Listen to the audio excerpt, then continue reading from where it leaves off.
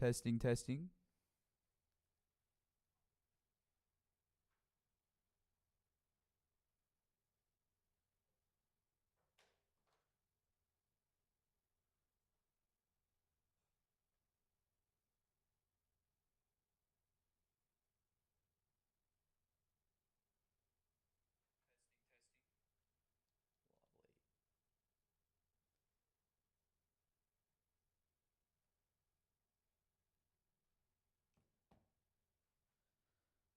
We'll get started in 3 minutes, guys.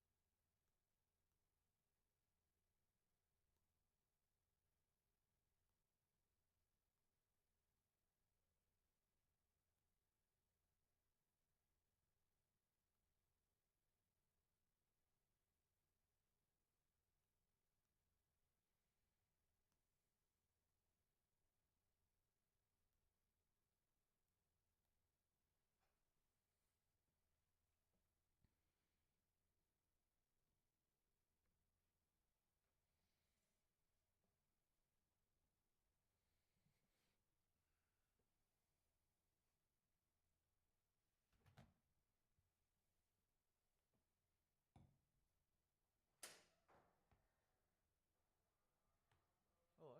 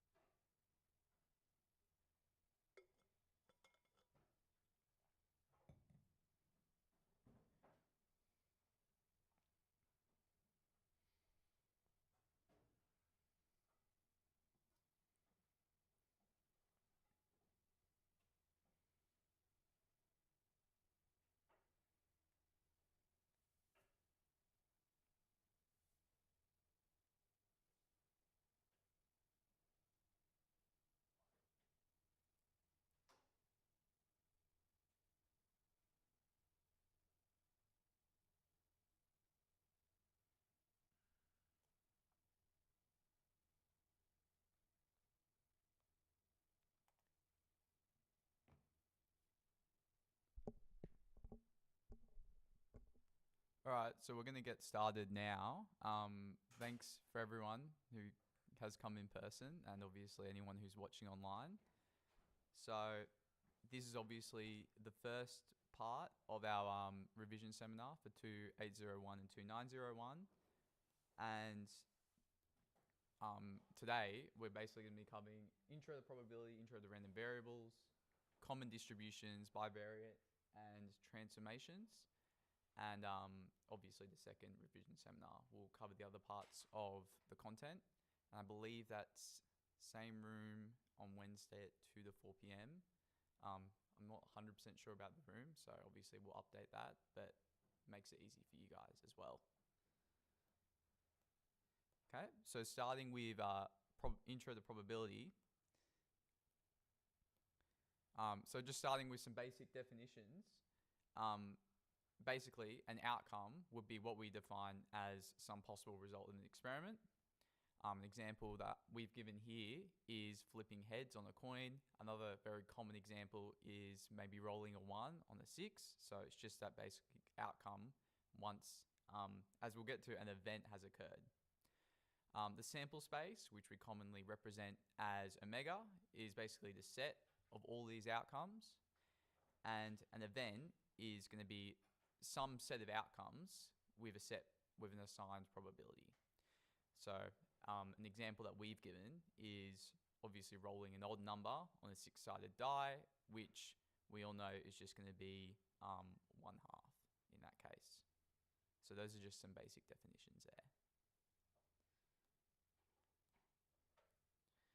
And now we move on to how we define a probability function. So a probability function is basically a function that's actually, when you input some event, it's actually going to return that probability. And it must satisfy the following properties, where all probabilities must lie between 0 and 1. The probability of the entire sample space will be 1. And the probability of any event and its complement, which is normally, if we had some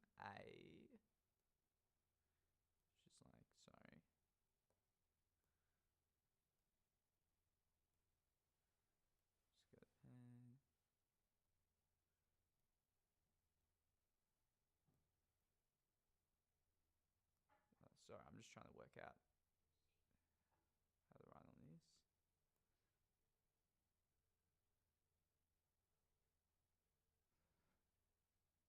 Sorry, I might have to take a rain break because someone's just calling me quick.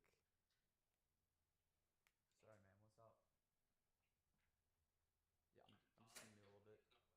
I think you're having the USB-C issue. Oh, is it? Is it not? Yeah, I tried that. That's so weird. Yeah, Did you change your audio input device after we plugged it in? You know, I tried it afterwards. Sorry, guys. Apparently the audio is not working on the online. Oh, that's so weird. Yeah, no, I tried it beforehand. Yeah, no,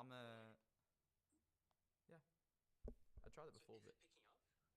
Yeah, I tried it on the stream, and it was picking up when I listened to it. But you're saying maybe it probably changed when we plugged in that cable. Okay, I tried it after that cable though.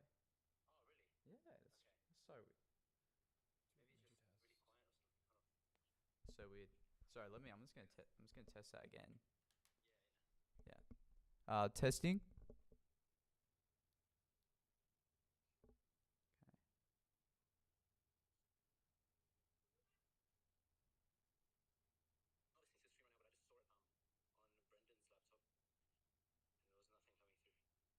Okay.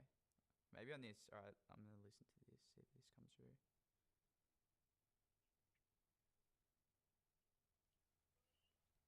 Yeah. So you're not hearing anything. That's weird.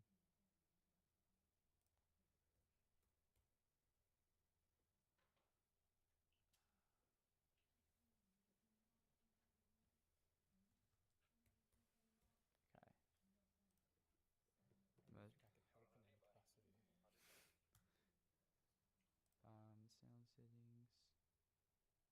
Maybe I might try it to. Okay, no, that sounds there, but the speaking. Okay. All right. Let's see.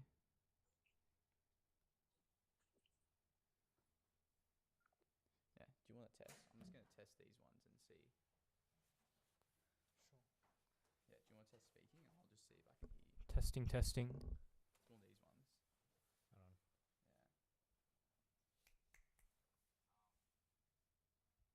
I mean, I can hear here. I can hear through here now as well as speaking. That's too bad. Wait. Oh, it's picking up better now. Testing. Oh yeah. Yeah, it's definitely picking up. Okay. Yeah. Oh, it's fine. Yeah. Okay, cool. Okay, Yeah, cool. that's also, mate, while I have you, Rashid, I was trying to write on this and I Oh, yeah. yeah, quick. Oh, may as well want you here. Oh, it's picking up better now. That's a lot better. Yes, Is it right? So like, Oh, you can't write on the side. That's why sometimes here. we got it. Because you press on the book button. There we go. And then you just Also, mate, while I have you, and how you move it. Huh? Oh, just with your finger. Oh, okay. Yeah. Thanks, man. Appreciate it.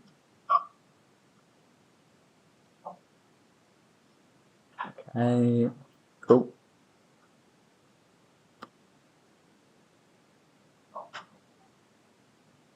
Sorry about that, guys. Yeah, but looks like it's all fixed up now. Just obviously, everyone on the live stream, you guys obviously heard me speak about the first couple of slides. So I'm just going to go quickly through those, but more just for the benefit of those who are listening on the live stream and couldn't hear. So basically, this is what we're going to be covering today.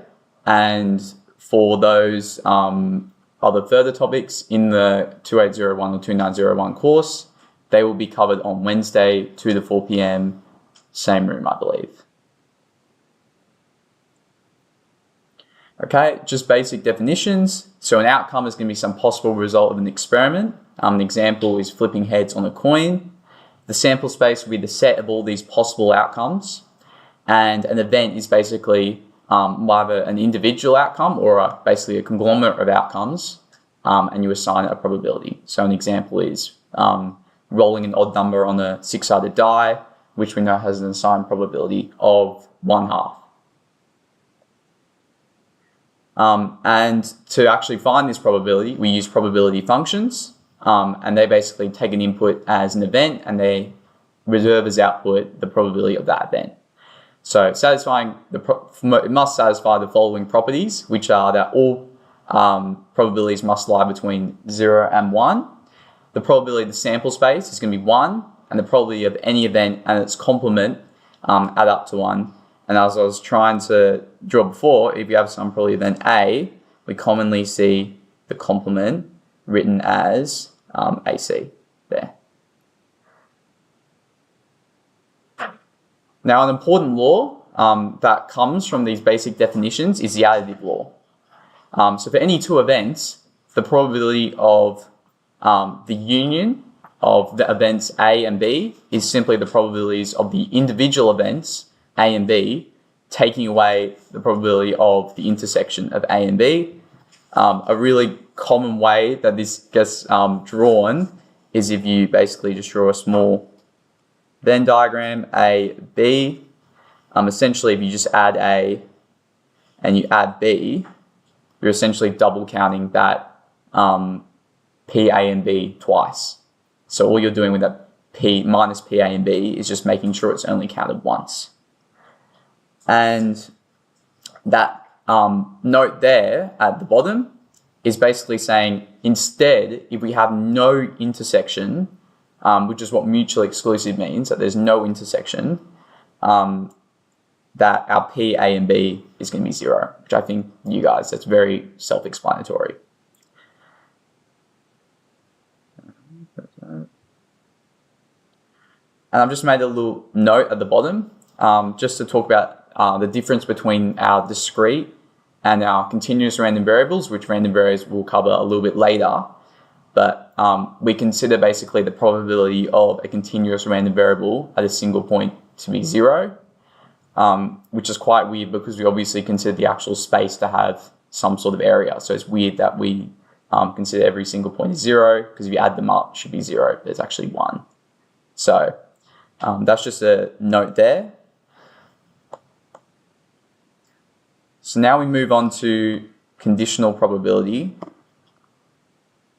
Yep. Now the screen is black. Screen's black? Yep. Shit. On the stream.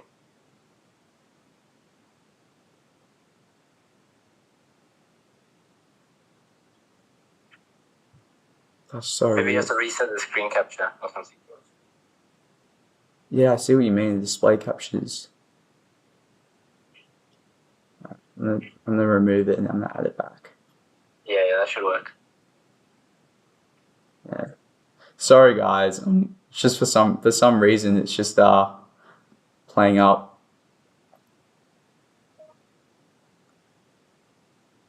Okay, should be good now.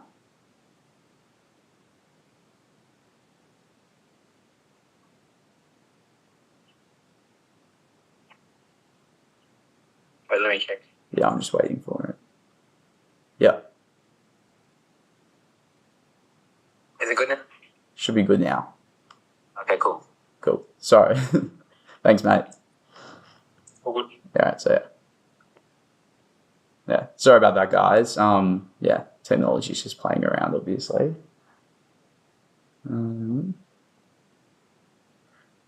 Okay, so now we're going to move on to conditional probability. So we basically consider the conditional probability of A given B, and we read that left to right.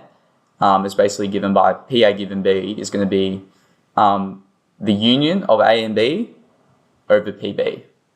And I think always a really good intuitive way to think of that is we're basically just considering if we had two events, A and B, all PA given B is now we just consider, hey, we're just going to consider PB. And it's like what proportion of PB is going to be that union, which actually includes A. So that's kind of more of a visual representation of the conditional probability formula.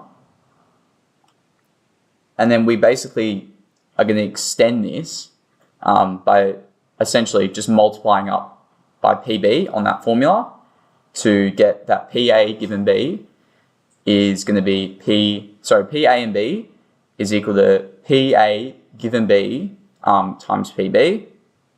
And then this can be extended for three events to basically say PA and B and C is equal to PA given B and C, PB given C, PC. And then the way you probably see that is if we just used our above formula here, we could just write PA given B, PA and B and C. It's going to be from PA,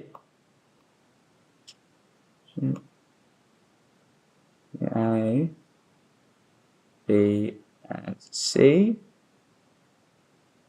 And that's just going to be here. Given. So no, that'd be PB and C. There. So actually, I'm sorry, I'm just going to rewrite that because that's quite.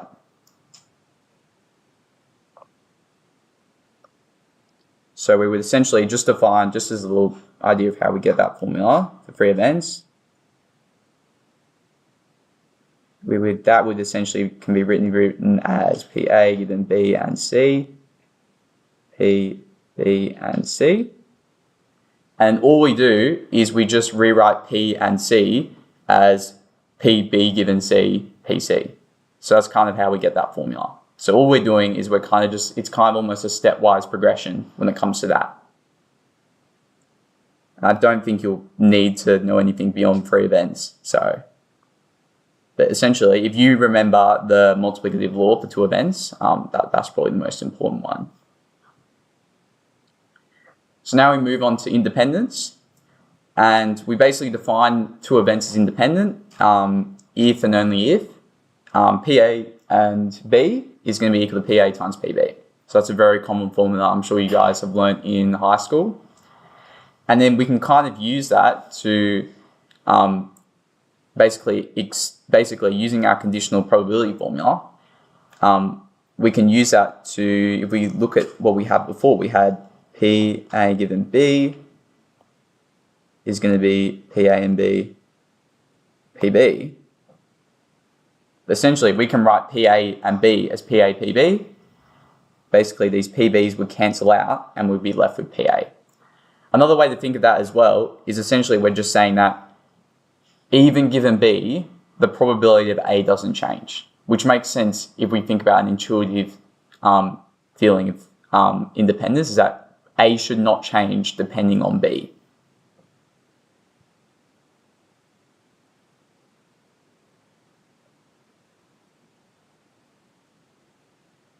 Okay, so we're just going to basically do a one of the introduction questions to the 2020 paper.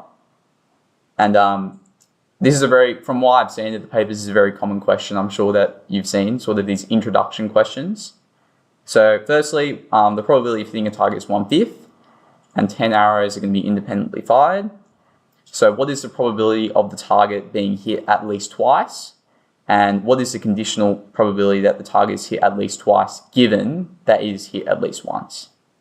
So whenever you see an at least, you should be thinking complement, is my advice. So for the first one, considering what's the probability of the target being hit at least once, we're essentially just going to let PA be the probability of the target being hit at least twice. And as I said, we'll alternatively calculate 1 minus the probability of the complement. Because the complement, in this case, is essentially just going to be the probability of it not getting hit at all over those 10 runs. And I'm not sure this question assumed independence, but we would assume independence in this case. Or the probability that it only gets hit at least once. So for the probability of it getting hit none, that's very easy. That's just going to be, since the probability of getting hit is 1/5, probability of not getting hit is 4/5. And if that happens 10 times, that's just going to be 4/5 to the power of 10. And then for the probability of getting hit at least once, or getting hit once, that's essentially just going to be 4/5 to the 9th plus, times 1/5. And then we also have to account for those combinations. So I've just written 10 there, but you can imagine you would write 10 choose 1, I think, just to account for those different permutations that you would get. And if you add those two up, you should get 62% if you're checking my calculation skills. Now, secondly, now we're looking at, okay, so what is the probability of the target being hit at least twice, given that it's being hit at least once? Pretty sure, yep. Given that it's hit at least once. Okay, so whenever we see the given, we're going to think conditional probability. So I've just written the conditional probability formula here. So for PB, which is basically it's being hit at least once, all we're going to do is we're just going to take 1 minus the complement there. And in this case, the complement is just that it's not being hit at all. So again, that's really easy to calculate. That's going to be 4/5 to the power of 10. And for the above probability, we're thinking of that intersection between hit at least once and also hit at least twice. So if you think about that, there's only one outcome or event that can satisfy, and that's it getting hit no times at all. So that's why I've written the 4/5 on 10 here. And then so all we do is PA and B is 4/5 to the power of 10, and PB is just going to be 1 minus 4/5 to the 10 there, and then that equals 12%.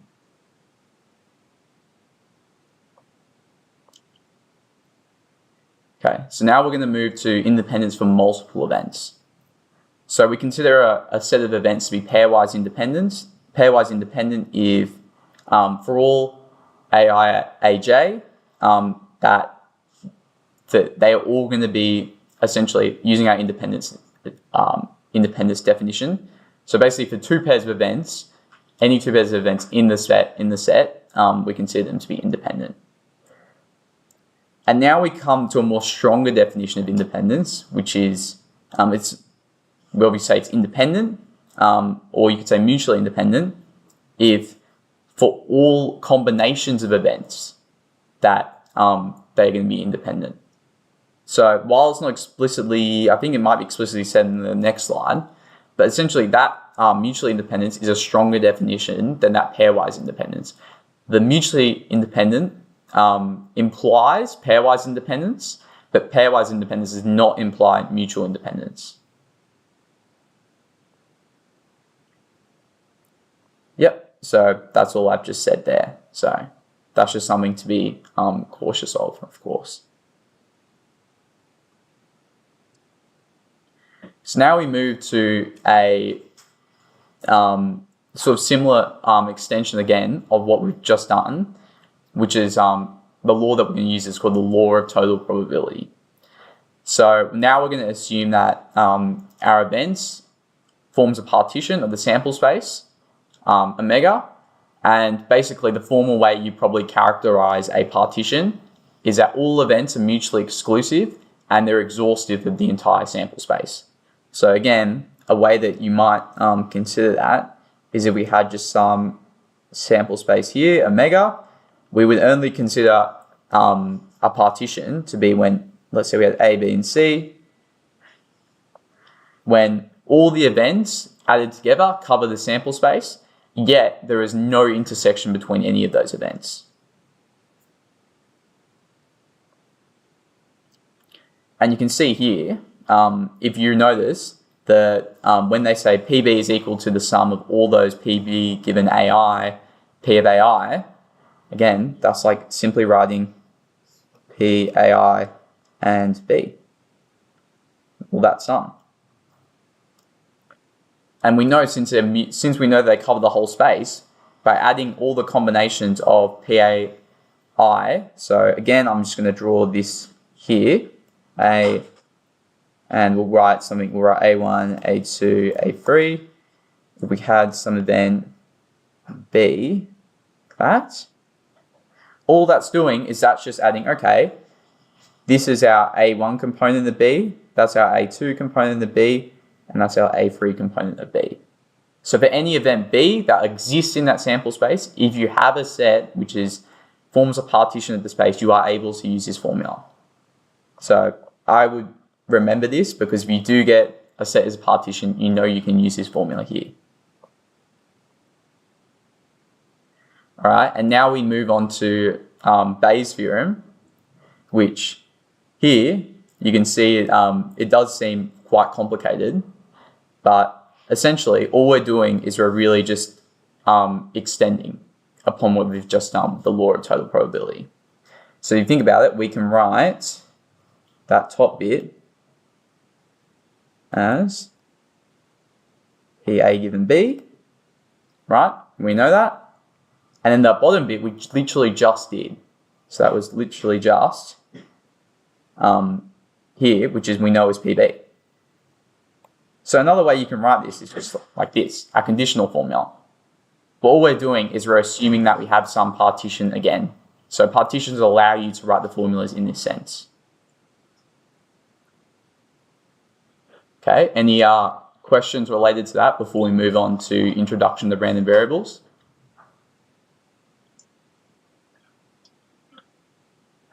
For the complement question. Yeah. Did you figure to 1 minus that sum? Which one? This one? Yeah. 1 minus that sum. This. Right? This one here? Yeah. On I. Oh, on I? Yeah.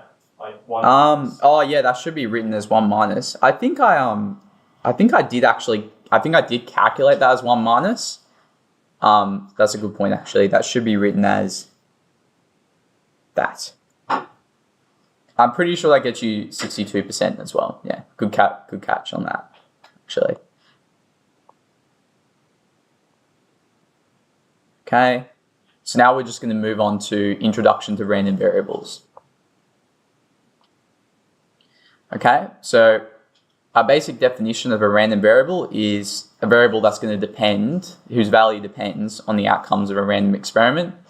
So quite clearly that's going to be different to a deterministic variable where its value is fixed. In this case, we have some sort of experiment and its value is going to be really dependent on that. So a very common notation that you see is x as a random variable, but we often may use other values, but the most important distinction is that capital letter distinction. Okay, so cumulative distribution functions, we usually consider them as, hey, summing up all the area prior to a certain point. So in this case, you can see it's P x less than some x. So if I was just to draw the 1D example, just like this, we're basically we just think of this x as some parameter, and we're basically, in this case, we're considering a continuous variable. All we're doing is we're just summing up that area here, and then that x can move left and right, up, left and right, and that basically will change our cumulative distribution function.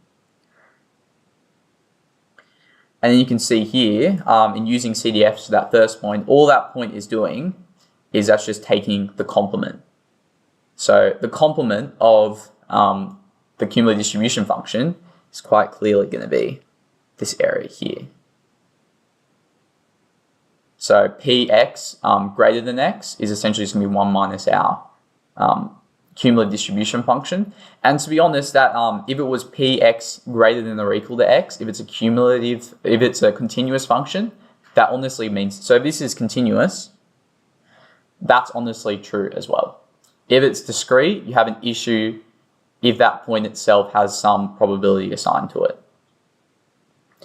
And another useful formula is that we have some random variable defined between two values. We can think of instead writing that as the cumulative distribution function at y, taking away the cumulative distribution function at x. So basically that would mean that we had this, that's at x, that's at y. So y obviously would be this area here, x would be this area here. So we take y from x, we're essentially just going to get that middle section here, which is what we want. Okay, so now some common properties of CDFs are that f is going to be defined, very similar to probability, defined between 0 and 1. And we consider when we take the limit towards our negative infinity, that's essentially going to be 0 probability, which makes sense because that's accumulating from left to right. And when we go towards infinity, that's going to be 1. So essentially that's capturing all of our sample space. F is going to be non-decreasing. Again, that makes sense. It's an accumulation function. So you can't take away probability because in the fact it's defined from 0 to 1, it means you have to be adding at least 0 or nothing at all.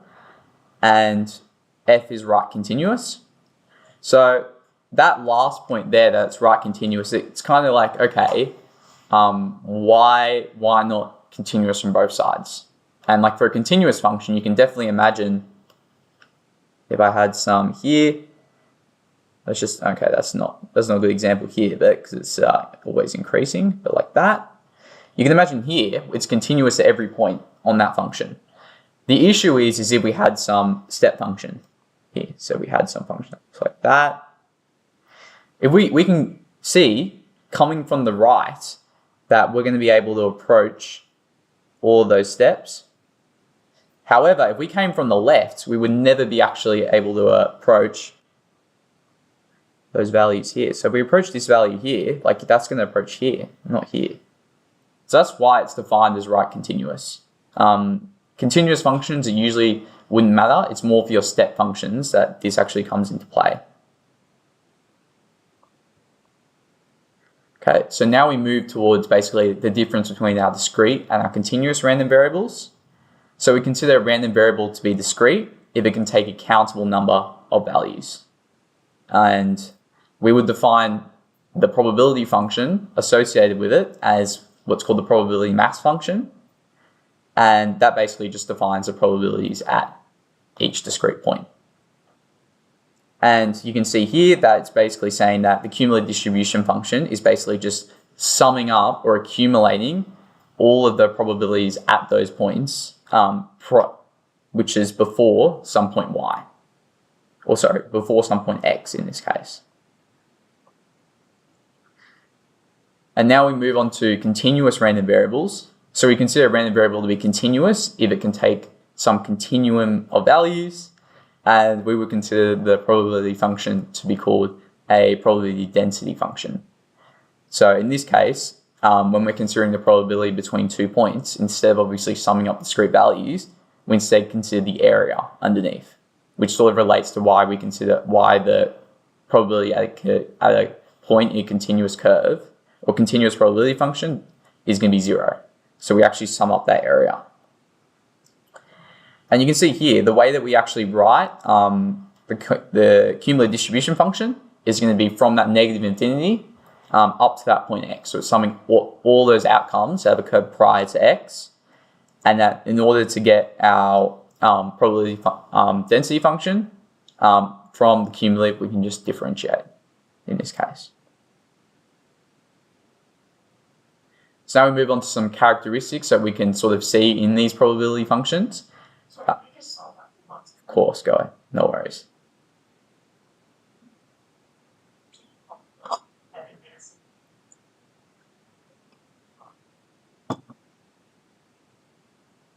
Okay.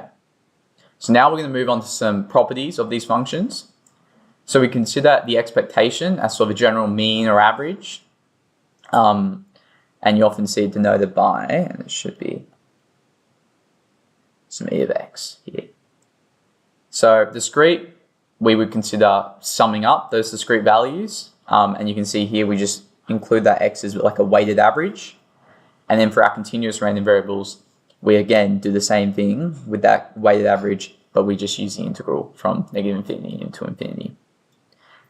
And you can see here that we usually use mu as our population mean of x.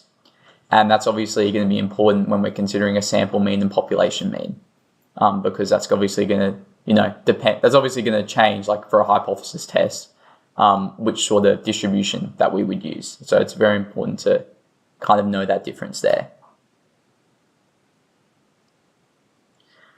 So now we move on to when we actually transform the variables. So we consider some real function here. Essentially, all we're doing is we're just, this sort of input here is now become g of some x. So it itself is going to be some function of some random variable. And all we're doing is we're basically, if you think about that, that g is obviously just changing the values of x at those certain points. So that's all that's actually doing here. Everything else remains the same there.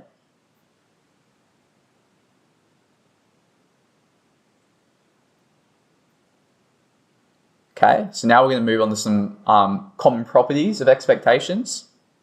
So we consider the expectation of a constant to just be itself, obviously. I think that's very clear in that sense. 2 is probably more important, that we can actually consider expectations as linear. So we can expand an ax plus by to get aex plus bey. Furthermore, if we know that x and y are independent, exy is simply just going to be e to the x times e to the y.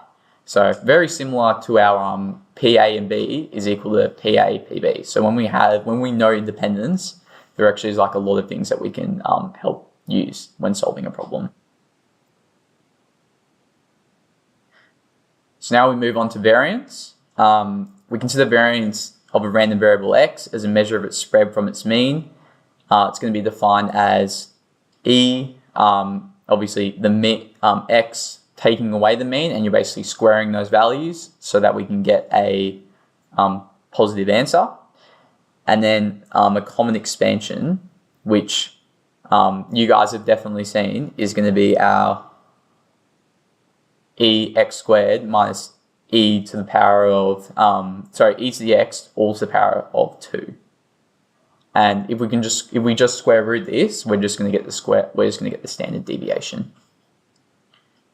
And again, our population variance, we often denote that as mu squared, and our standard deviation is mu. So again, if you see if you see sigma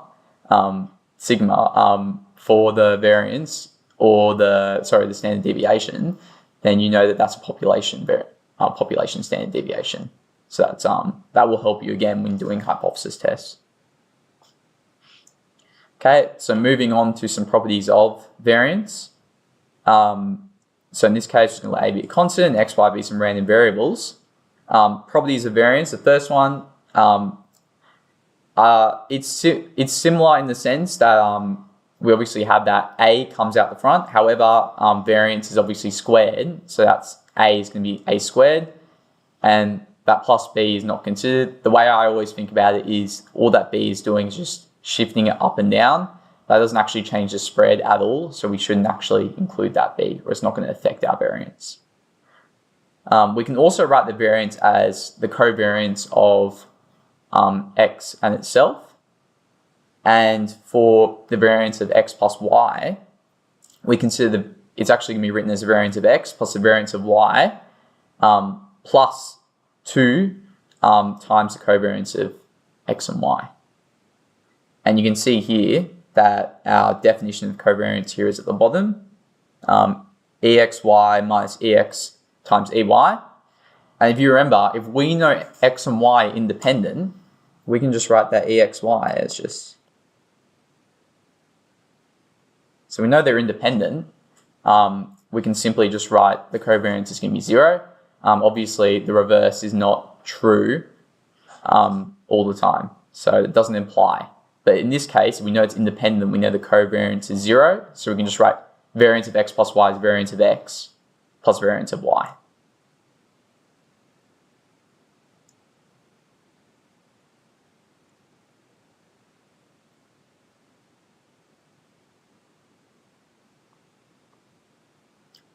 Okay, so now we're going to move on to a question related to this.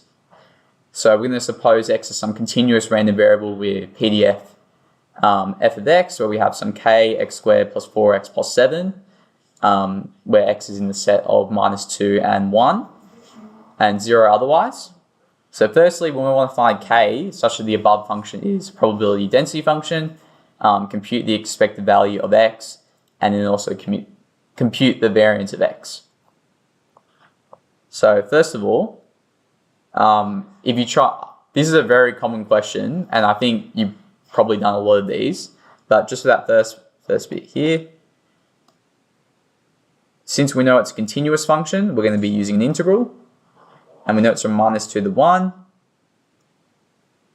and x squared plus 4x plus 7.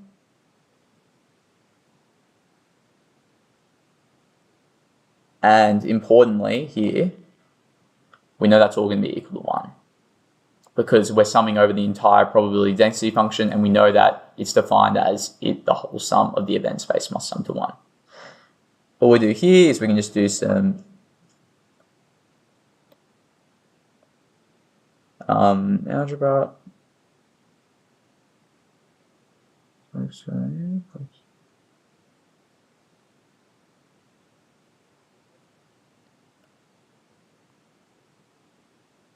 So you should get here k3 plus 2k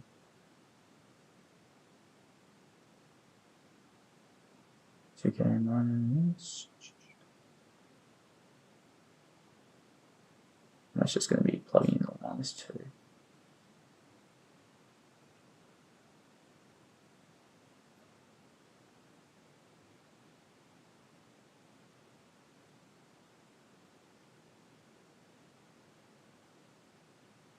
So I'm not going to solve this here because it's going to be a bit annoying to solve. But all you do is you literally just integrate and just apply your bounds as normal in this case.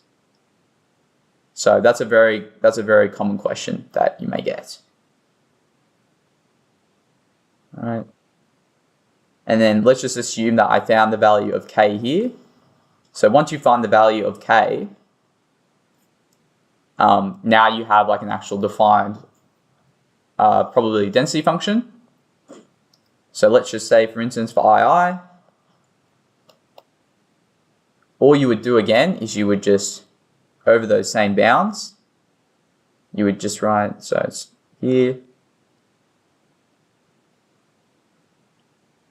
and then you would just multiply it by x here, dx.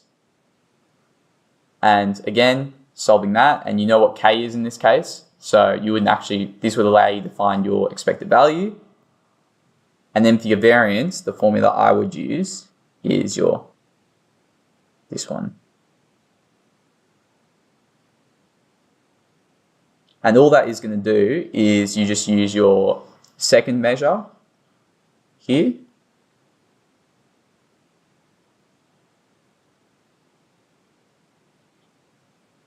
and then minus whatever you found in part II here. So whatever you found is this value. I'm just going to call this A. That's just going to be minus A squared. So that's basically really easy. That's a very common question.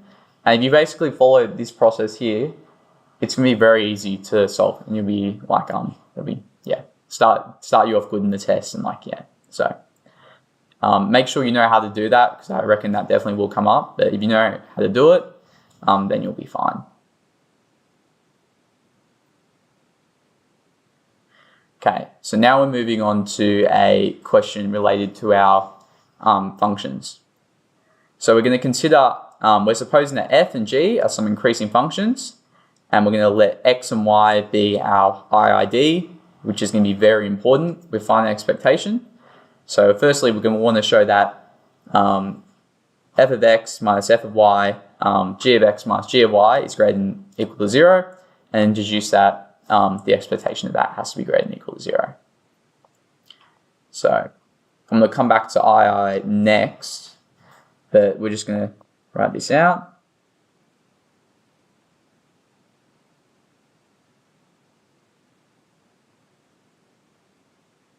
So firstly, we're just going to consider this side here. So the two things we know are that f and g are increasing functions, right? So let's just assume, we're going to take two cases here. Let's just assume that we have some x greater than or equal to y. If x is greater than or equal to y, because f and g are increasing functions, f of x must be greater than f of y, and g of x must be greater than g of y, or equal to in that case. So now in this case, this must be positive, this must be positive, and so we know that it's only going to actually output values greater than or equal to 0. Now, in the converse case, if we had instead y is greater than x, f of y would be greater than f of x, and g of y would be greater than g of x. So this instead would now become negative. That would become negative, and again, a negative times a negative gives you positive values. So again, you're only outputting positive values in that case. And all we do, and then once we know that fact, I'm just going to call this section here, I'm going to call this B, just easy to write. So now we have it defined, so f of x minus f of y, g of x minus g of y of itself, a random value inputting depending on what x and y give it. Since we've already proved that all of those values must be greater than or equal to 0, the expectation itself must be greater than or equal to 0. Because we're only summing over positive values. So that's how you do the first part here. Any questions on that?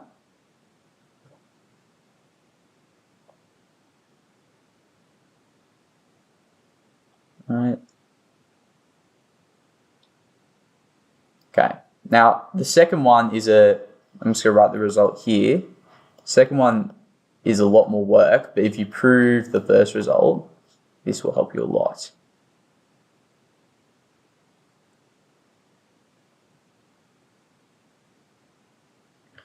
And then so the result that we're going to want to use is what we just proved. Y.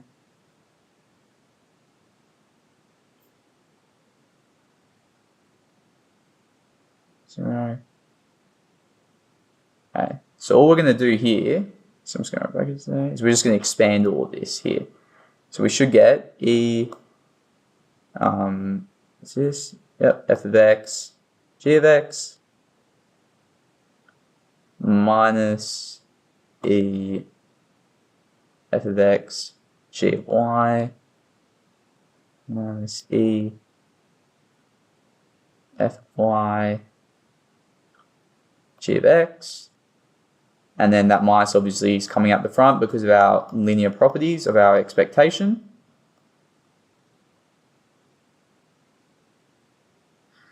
Okay, and then so the important thing here is now we have obviously our f of x and g of x, which is our final result. And we have our, sorry, did I write f of x, g of x twice? It should be. Oh, sorry, no, that is correct. This should be written as.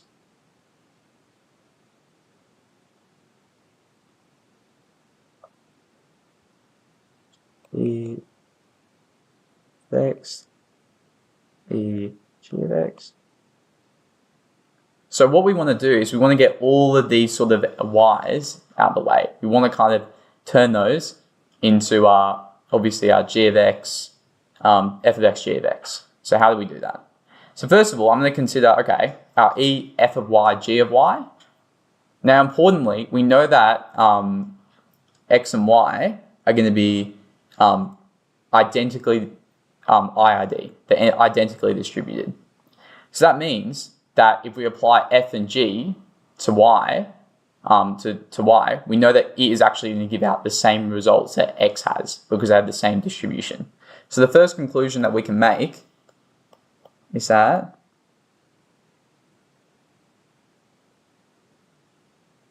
it's going to be equal to e f of y, g of y. So that's our first conclusion that we can make because it's identically distributed.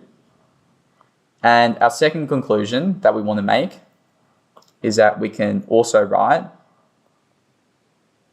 our e f of x, g of y as simply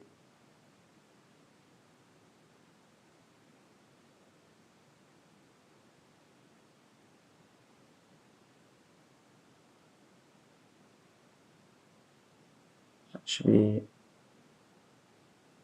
g of y, like that.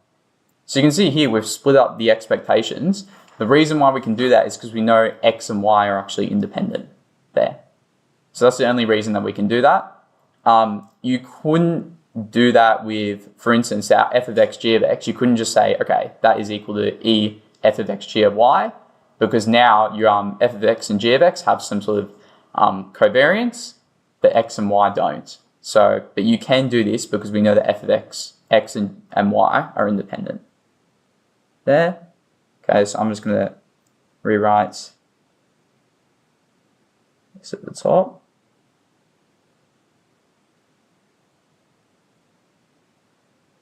So we should end up getting 2e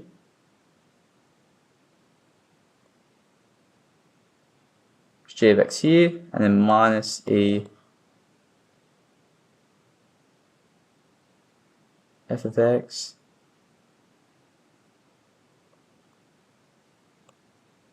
g of y, and then we know all of that's going to be greater than or equal to 0.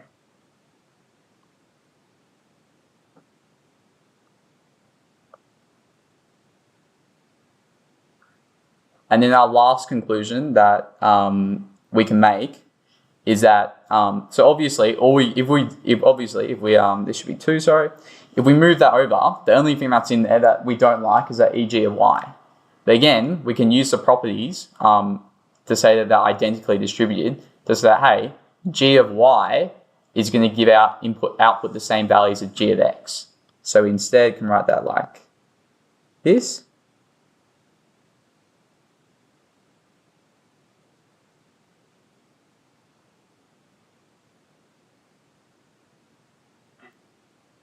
And then you can see if we just moved everything to move that second term to the right side and just divide it by 2, that we would get this is greater than this.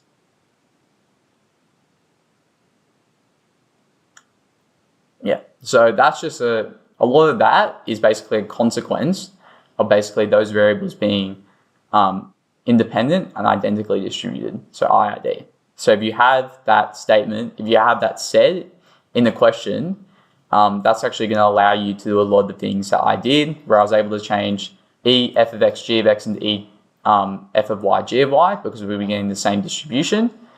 And then also the fact that we changed e f of x, g of y to e f of x, e g of y, just because of that independence there. So those are sort of like the two important assumptions, or not assumptions, but conclusions we can make. Any questions on that? So now we're going to move on to moment generating functions. So basically we define the moment generating function as the expectation with our input of e to the power of tx. And then here we can see that a definition of the moment generation function's existence is when there is some h greater than 0 such that our m of xt is finite for some sort of disk around. So all that really means is that we just need some sort of disk in which that moment generated function actually is finite. And so if it is finite and it is exists on that disk, then we're actually able to use it. If it's infinite everywhere, then we're not actually able to use it. So that's just saying it has to exist somewhere. So basically the uses of our MGFs, two very useful things is that it basically allows us to find the moments of our distribution. So e of x, e to some power of x squared, e to some x cubed. And also by identifying distributions, because MGFs are going to be unique to every distribution.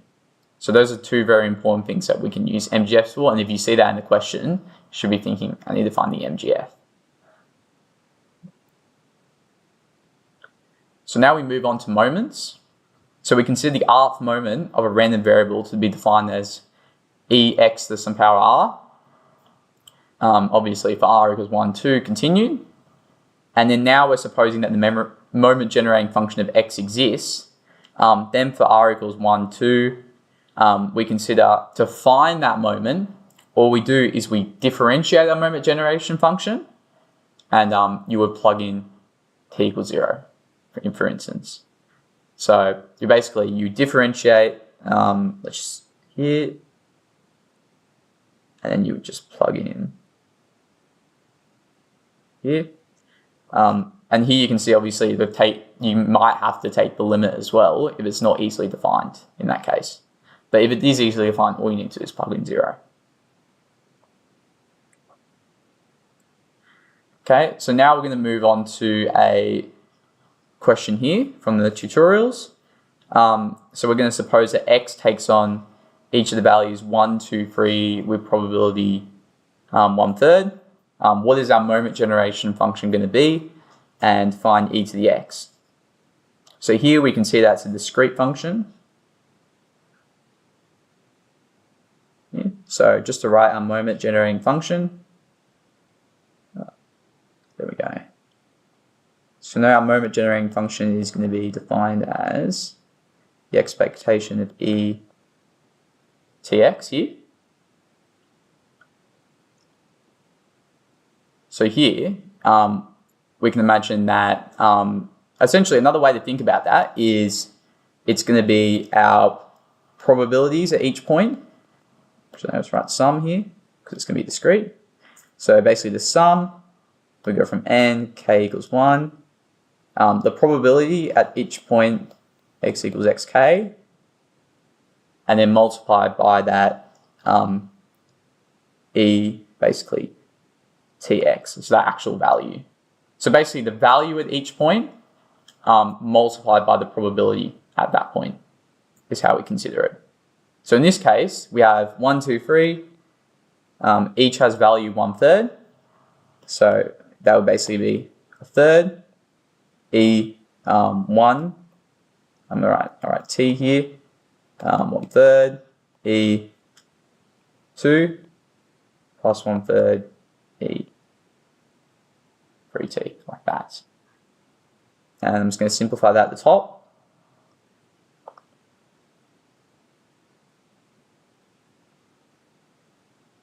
And for instance, obviously, like when you have and this is a pretty easy question to find the moment generating function. Like a more complicated one might consider if we had some uniform distribution.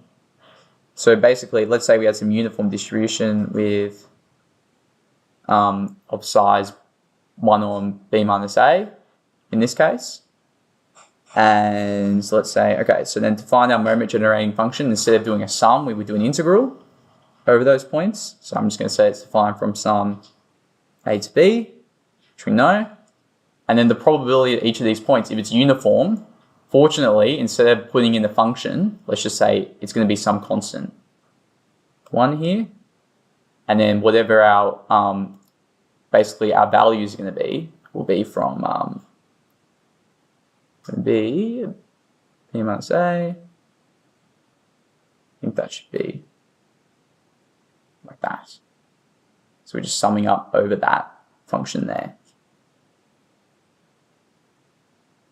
Anyway, I'm going to go back to the previous question. I know from what I've seen, obviously, like I know the MGF of the Z distribution is given to you because solving for that is quite hard because you have to input the function and take some substitutions.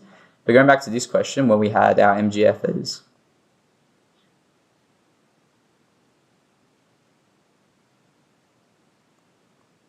so all we need to do to find E of X is just differentiate that. So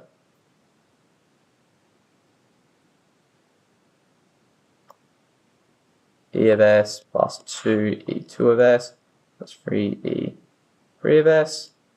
And then we literally just plug in 0 for each of those values of S. So 1 plus 2 plus 3.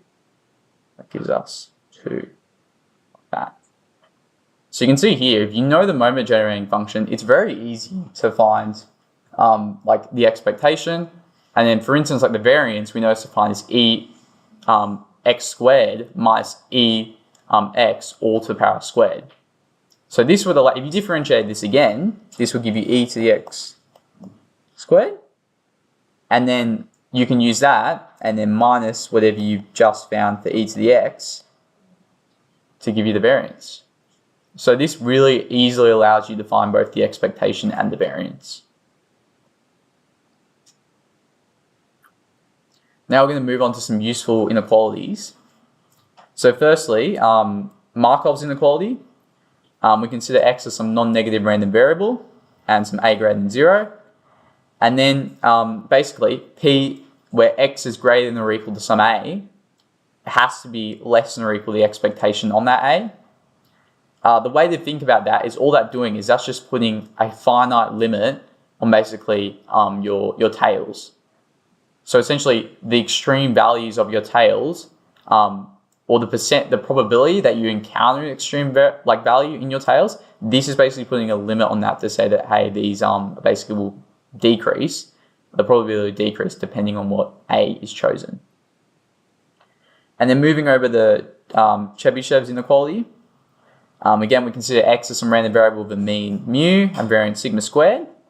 And then for any k greater than 0, we basically consider, okay, essentially we consider, okay, what is the probability that x is some k standard deviations away from the mean?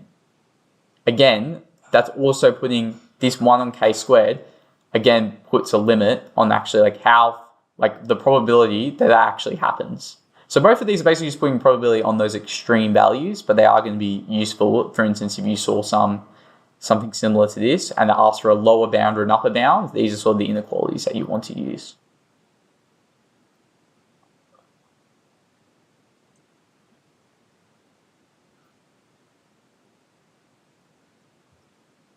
So now we're going to move on to an expectations question just related to that. So here you can see factory produces 600 machines a day on average. Again, so that average is basically going to be our mu. Subject to a variance of 100. It's going to be a sigma squared. Let x be the amount of machines produced tomorrow. Now we want to find a lower bound. So again, that bound, that's telling us we need to probably use one of those inequalities. And what the probability that between 500 to 700 machines are produced tomorrow.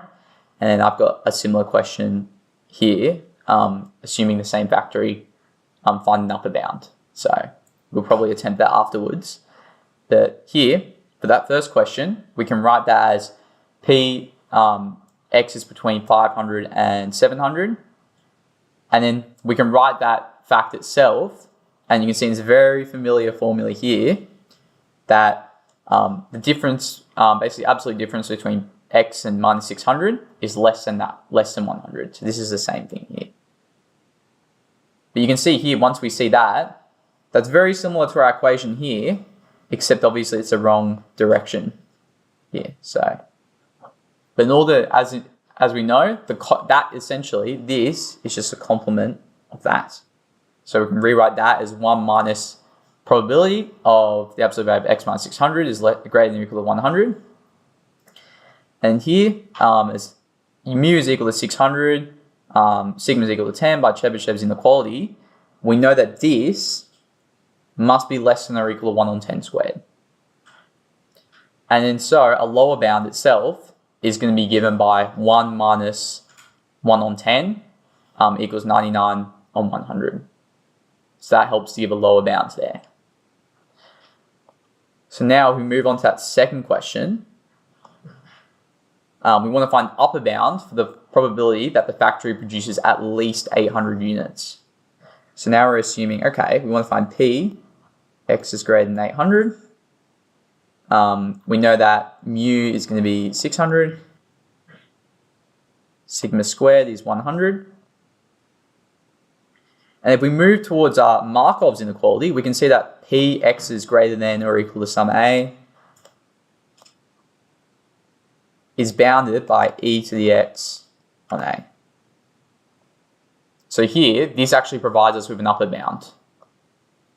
So again, once you get this, all you need to do is just plug in the numbers and we can see that P800 is simply just going to be e to the x, which is 600 on 800. Which you know it's just going to be 3/4 here.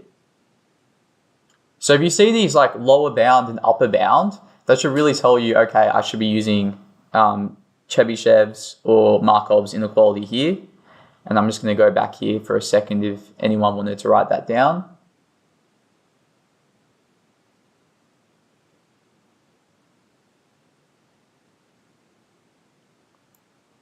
Okay. So now we're going to move on to sort of the last part of that introduction to random variables. So our first is we're going to consider what the definition of a convex function is. And we consider the function h as convex if for any lambda 0 to 1 and for x1, x2 in the domain of h. And you kind of get this really, I'd say non-intuitive like inequality at first. But really all that's saying is that if we have some, let's just write a convex function, that second, this sort of left-hand side here is basically going to be your points on your curve. So you can just imagine drawing points. That right-hand side is going to be the line between. It's going to be like the segments between those points. So I'm just going to, let's just consider we take 2 points, A and B, that line. And we consider the line here, like that. Terrible line, but honestly, it's one of the worst lines I've ever drawn. But all that's saying is that that line segment is above, is basically always going to be above any of the points on that curve. And we know by convex that's naturally going to be true. And then for Jensen's inequality, that sort of extends upon this by basically saying, okay, if we take some convex function, basically the expectation, the h of the expectation is less than or equal to the expectation of h of x. So again, if we just draw that same sort of function, all that means is that's just saying, okay, we had some convex curve. Let's just say we took points between here and here, and the expectations of all those points was, let's just see, so here, here, here, here. The expectations of all the points was here. So that's h e to the x. So this is this. And then that's just saying, okay, then taking the expectation of all those points on the curve here. Again, it comes down to the sort of line segment here that we consider. So, from I did this course last year, and I do remember Jensen's inequality coming up in my test. Was this for higher or for? I think this is higher. So yeah, I'm just gonna move over quickly for anyone doing 2801. This is just some extra content. But yeah, so now Eric's gonna take you guys through common distributions and just the rest of the content today. No worries, man.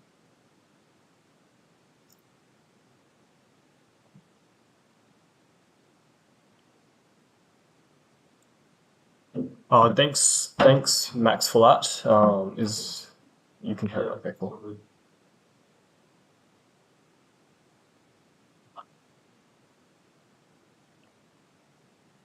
All right, so I'm just going to cover the basic distributions that we'll touch upon in our courses. Concerning like MGFs, PMFs, PDFs, this should all be available on the formula sheet that should be available on the final exam.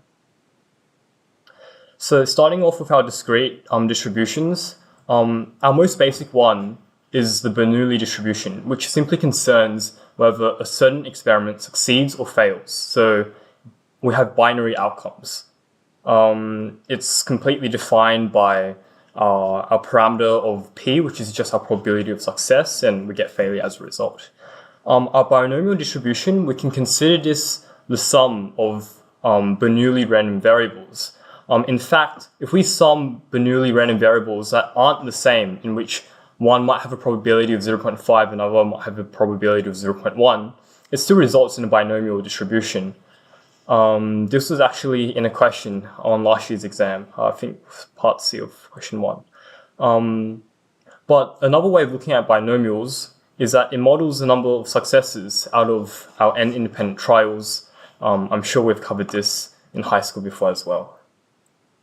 Perhaps some newer distributions that we have seen in university is the geometric distribution, which completely concerns about how many trials does it take until our desired event actually happens. The negative binomial is a generalization of this. That doesn't really matter because we don't really touch on negative binomials. Our Poisson distribution, we can consider the Poisson distribution the limiting case of a binomial distribution, where we let n go to infinity of a binomial distribution. Poisson's distributions are very useful because at any time we want to deal with things we can measure, or measurable spaces, whether that be time or distance, we oftentimes will use Poisson distributions. And another nice thing about Poisson distributions is that the parameter of lambda is actually both its mean and variance, so that makes it very easy to deal with. And they're not bounded from above, because it's always after 0. Now going on to our first continuous distribution, perhaps the most important distribution, as I think the lecturers hammered home, is a uniform distribution, where I'm sure we've all seen the bell curve. That's just a uniform distribution. Oh, sorry, I'm talking about the normal distribution. No, the uniform distribution is simply saying that within our sample space, we can take upon any value, and the probability of taking that value is the same as anything else in the sample space. So that would just be like something like this. Our exponential distribution, we can consider this the continuous analog of our geometric distribution, where it concerns about how long it takes for an event to occur, but instead this is over a continuous space. Beta is a scale parameter and can be thought of as a spread of distribution. I think from memory, the mean of exponential is 1 over beta, but that will be on the formula sheet. The gamma random variable, it's the sum of independent exponential random variables. We can also think of the gamma distribution as measuring the time it takes for A events to occur, or alpha events to occur. So it's a generalization of exponential. Now onto the normal distribution, which I jumped the gun a bit earlier, but as been hammered home, very important distribution. It's symmetric around its mean and has variance lambda squared. That's how we define it. I already drew the bell curve, so we'll see that.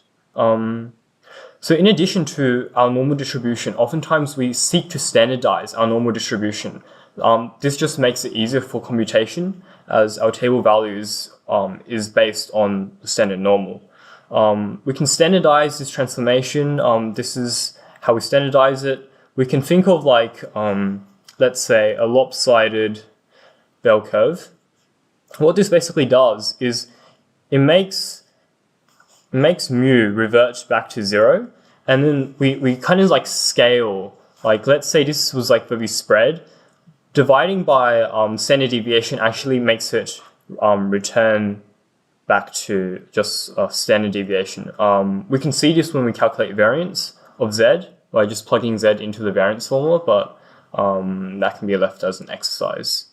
Another important thing, this I think will appear on this implication will be needed in like exams, is that anytime we concern with the linear transformation of a normal random variable, whether that be a summation or subtraction of two normals against each other, this will produce another normal random variable.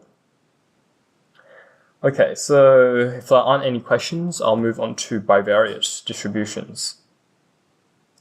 So this is a typical bivariate continuous distribution question. We're given a joint density function, x and y are continuous. We're given that x and y are both greater than 0. So when we want to determine the marginal density, actually no. First of all, here's an example of a joint density function. In this case, this is a discrete joint density function. I think we've seen the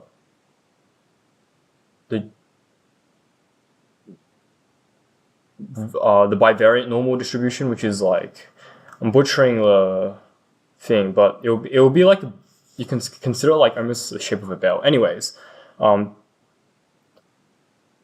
there are three properties of joint density functions. These are just carried over from the common grove axioms, in which that anytime we measure the probability of x and y, it is non-negative for all points of your sample space. When you sum it up, it should all equal 1. And when you have two events happening, we just integrate over the respective events. Oh, sorry, the occurrences of those events. Yep.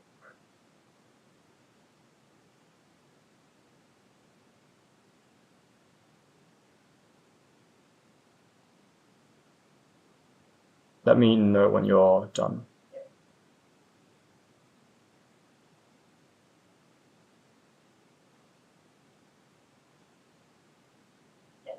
Yeah, no worries. Okay, now onto the question. I was jumping the gun a bit there.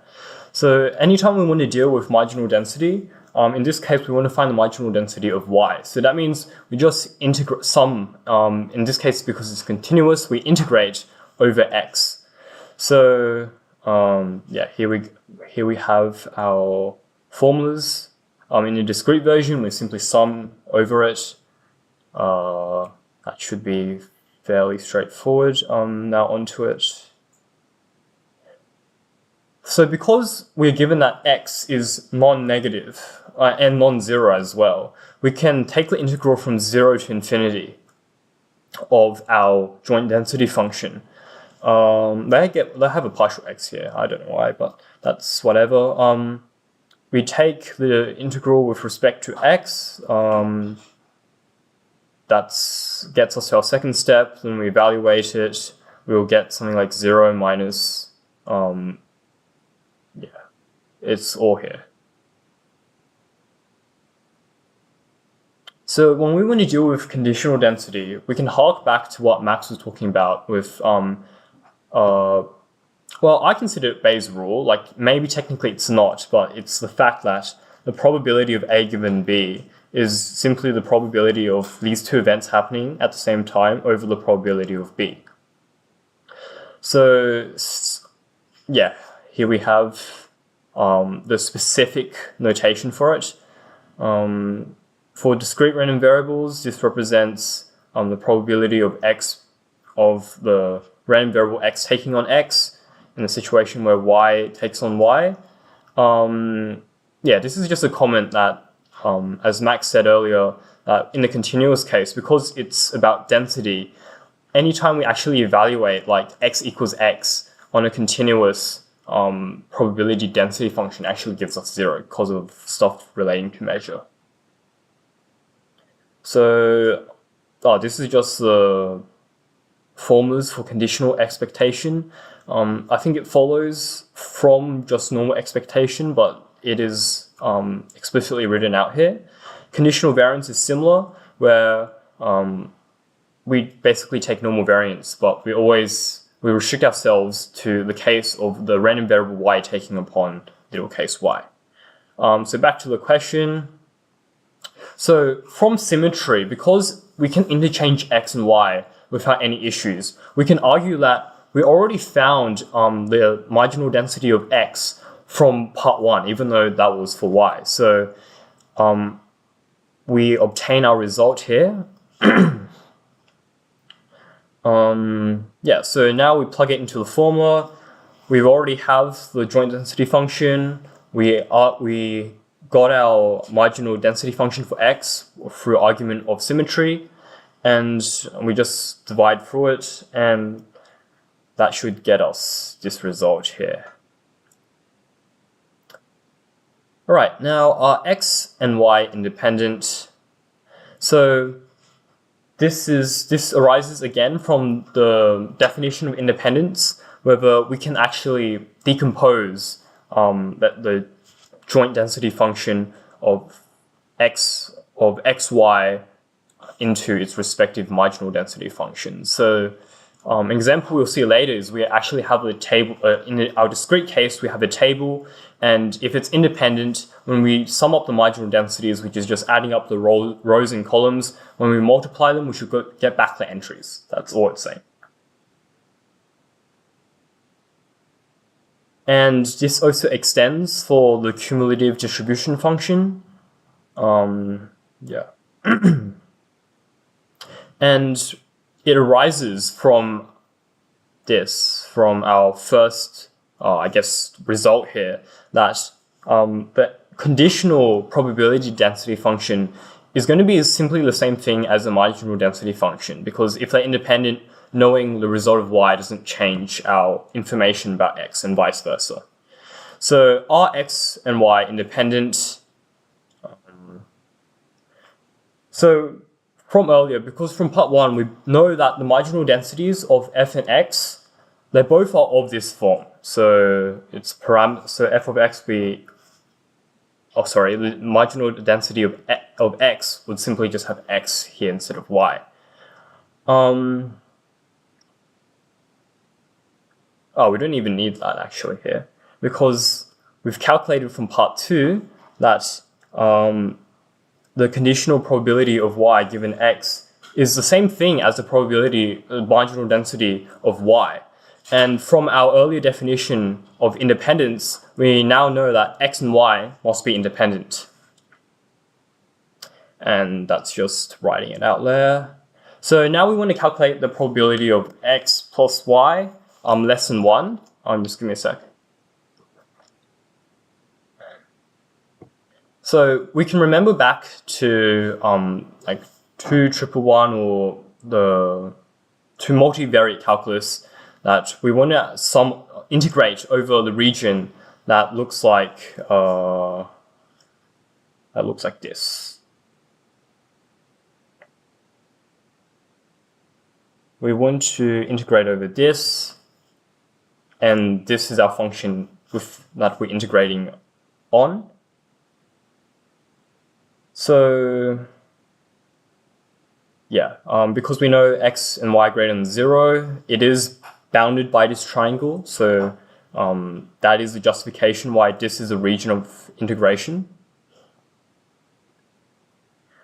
So integrating over this region, we're going to get, this is how we're going to set it up. Our choice of parameterization is just how we can capture this region here.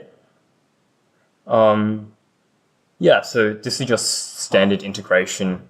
There's not too much to go over. This is pretty standard. You should get a result that looks like this.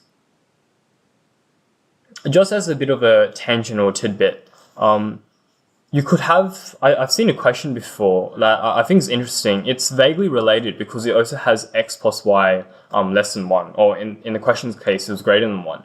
But in cases where you have, let's say, like 2 uniform distributions, and you want to find, let's say, the expected value, or you want to deal with, let's say, the expected value of something given that x plus y is greater than 1. we can ignore the x for now. We will know that this is, if x and y are both uniform, let's say over 0 and 1 for simplicity, then we know that this is going to be associated with a uniform distribution of 1 minus, I think, y. Yeah, 1 minus y and 1. Because if we're picking from a uniform distribution, if we cut it off, it's still going to be uniform. This is not the case with some other distributions, but this is just a nice, I feel this is nice because sometimes you can get away with less work by seeing something like this. But this is a tangent, so I'll move on. Yep. How do we know what region to integrate over? Oh, so are you asking about this? Yeah, Okay, so we know that both x and y have to be greater than 0. We also know that they want us to calculate the probability of the random variables x plus random variable y being less than 1. So if we let x and y take upon concrete values, so let's say x, smaller case x for x, and smaller case y for y, we're going to get x plus y less than 1. That makes sense, right? Okay, so because we know that x and y are both greater than 0, so they have to be on this quadrant, the first quadrant, and that it is less than 1, it has to be under this triangle. So when we want to integrate over such a region, we can let one of the axes, or one of the directions, let's say, be from a constant to another constant, and then the other variable being from the functions of that constant. So in this case, if we parameterize across x first, so we go from 0 to 1 on the x-axis. So 0x.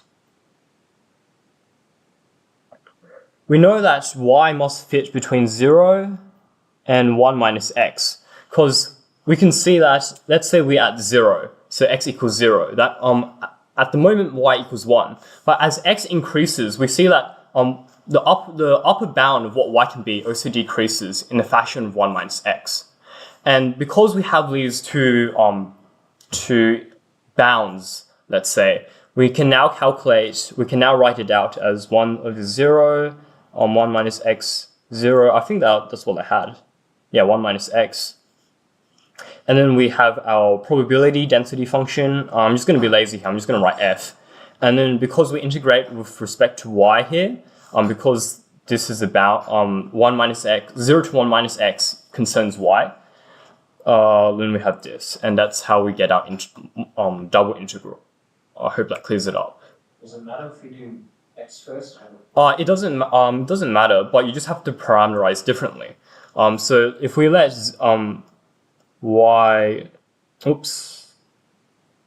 we let that occur, then we know that x must go from, I think it's the same thing.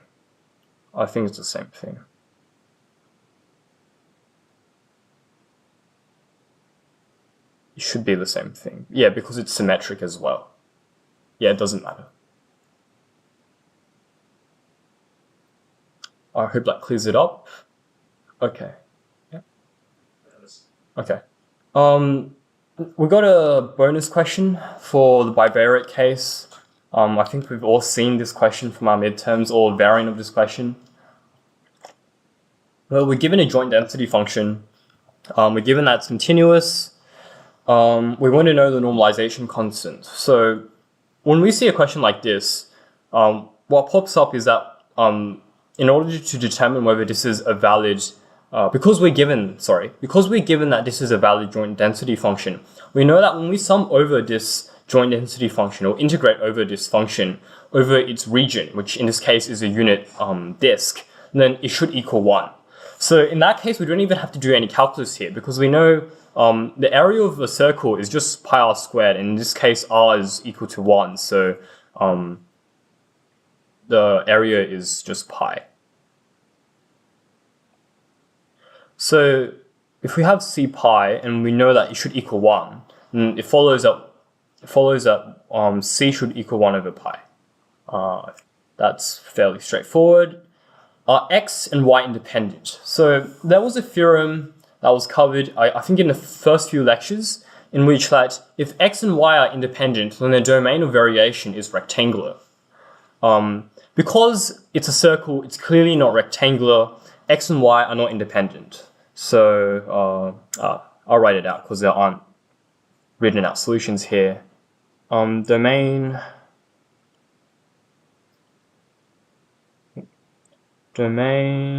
of variation is non-rectangular. Therefore, x is not independent to y.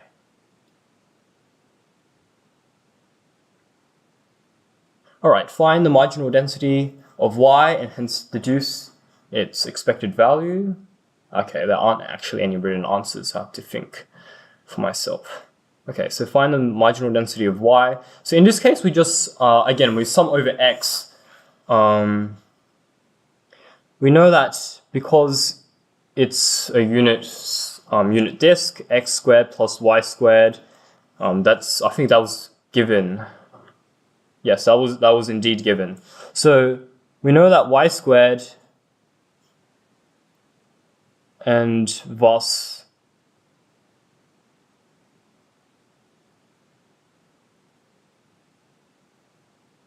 we know this to be true.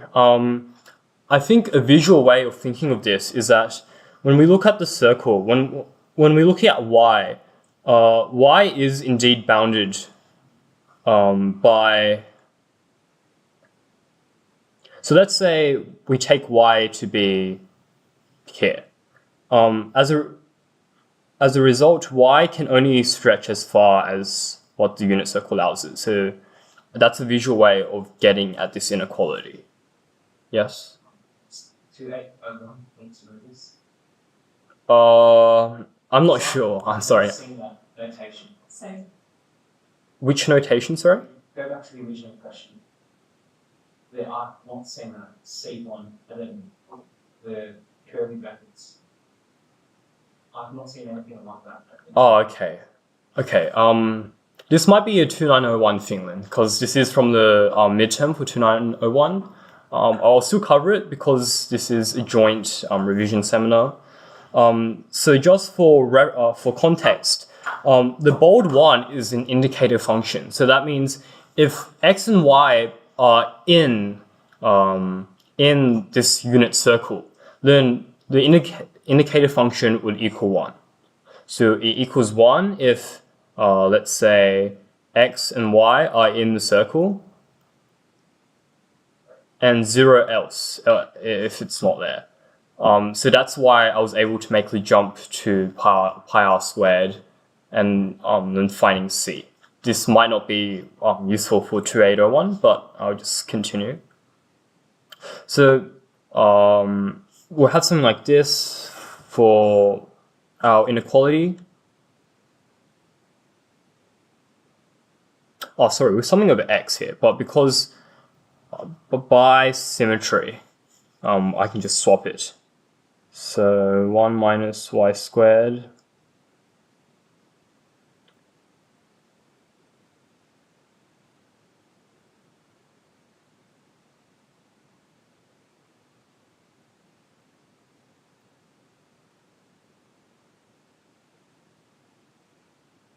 yeah, because it's an indicator function, we just have 1 as our function inside.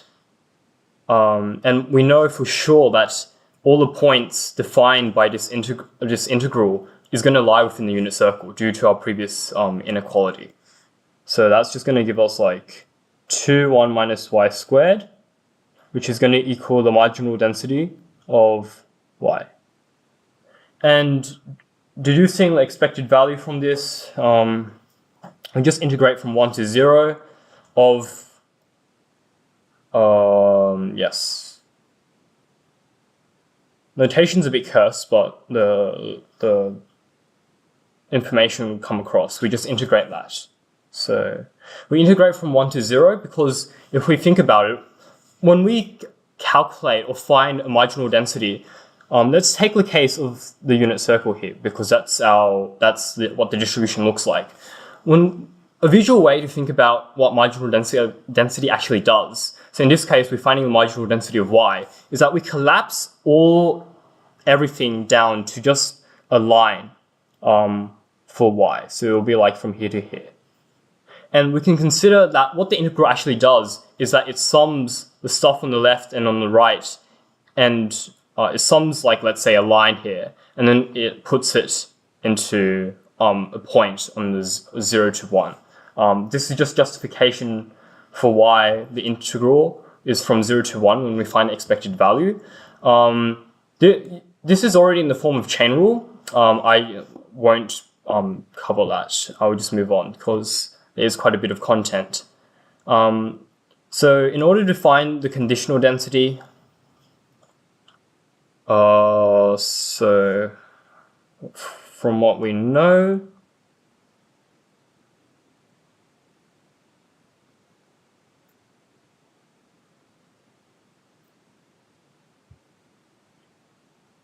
this from earlier.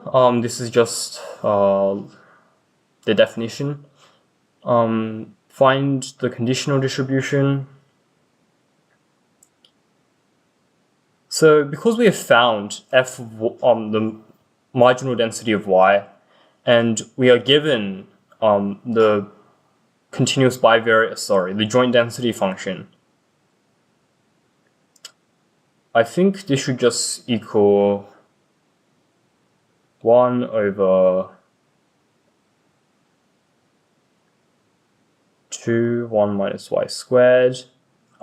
This function will be, I think, piecewise because it only takes on this value if it's within the unit circle. So f of x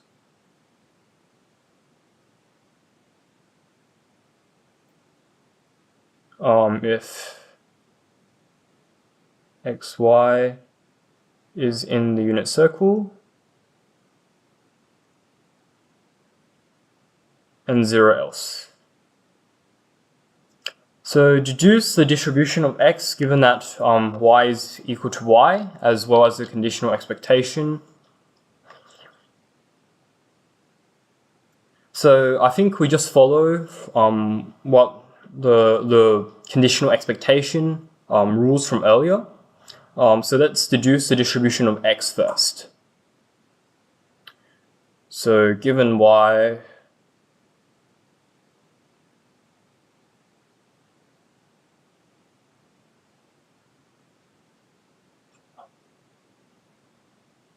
I think we just sub in y here, though I might come back to this question because I don't quite remember. But the process should be similar to what we have been doing. So in finding conditional expectation, we simply sum over the potential x's and their probabilities. So this is a modified variant of a question that appeared in a very early test. I think we've seen this a lot in our midterms. So it asks us to determine the marginal distribution of x. And we're given this table here. It's a discrete distribution. So when we want to find the marginal distribution of discrete distributions, it's as simple as just summing up the columns and rows. So in doing that, yeah, here we go. So we sum up 0.3, 0.3, 0.37, and because they only asked for the marginal distribution of x, we sum across the y values. Are x and y independent? So this requires us to find a marginal distribution of y as well. And it already occurs that when we find, when we add this up, which gives us 0.3, what did we have here? 0.33. When we multiply this is not the same thing as 0.15. So therefore, it is not independent because it breaks the independence rule. So now we want to find the covariance between x and y. So harkening back to our definition of covariance, it's a measure of joint variability, but what's more important to us is this form here. So yeah, these are just the properties of covariance. I think this was covered by Max, but I'll just go over them quickly again. So if they're independent, the covariance between them is 0. But the converse is not true. An example of the converse not being true is if you take x and x squared, and let's say x is symmetric around 0, so mu is 0, then the covariance of x squared is actually equal to 0. Only in the case where x is symmetric around 0. Yeah. So when we take covariance, when we swap around the parameters, it shouldn't incur any change, and we just have it's somewhat linear here. Okay, so going back to the question, what is the covariance between x and y? So we have our marginal density functions, so this allows us to find the expected value of x and expected value of y. Both of them are calculated. This is, you can just do this on a calculator pretty quickly. What's more interesting, I think, is finding expected value of xy. So in this case, they actually drew a table here for xy here. Because anytime we multiply with 0, it gets a 0, we can just ignore all these zeros. And what we can get is when x and y is 1, there's only one case of that happening. That's x being 1 and y being 1. And we know that would be the probability of that 0.2 from our table. When the xy is 2, we have two cases of this happening. So we get 0.09 plus 0.16, and same thing for xy equaling 4. So we can find expected value of xy just through the formula for expected value. As I said earlier, because we multiply with 0, we don't even have to do this first calculation. So that's like a time save there. So ignoring that, we have you just chuck this into a calculator, plug it in, and you find covariance to be equal to 0.18. And that's it for the discrete case.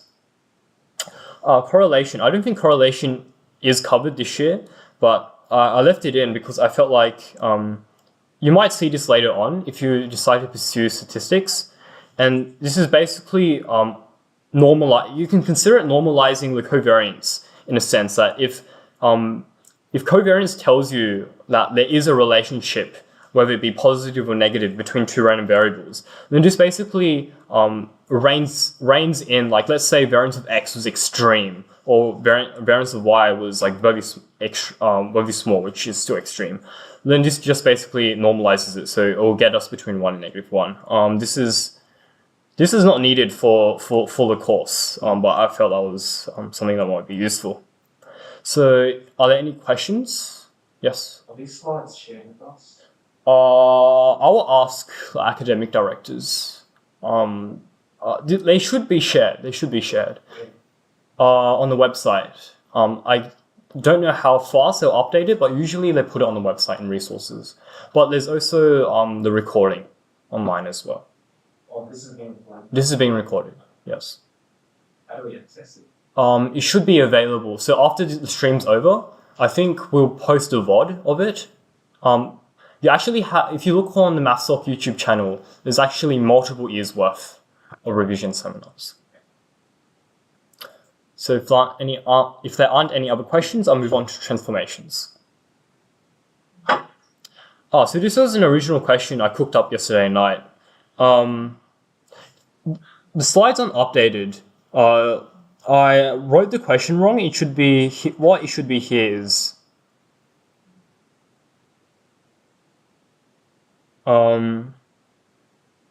I wrote this question because I thought this might be this question allows us to know what to do when we encounter both max and minimum, these functions.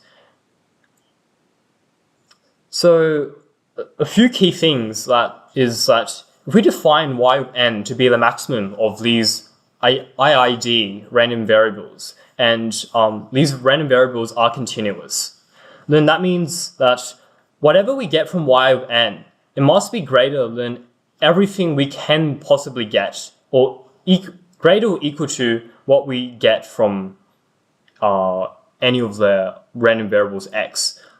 Similar reasoning applies for z of n. So in the case of finding f of n, the marginal density, the CDF of y of n, we know from the definition of marginal density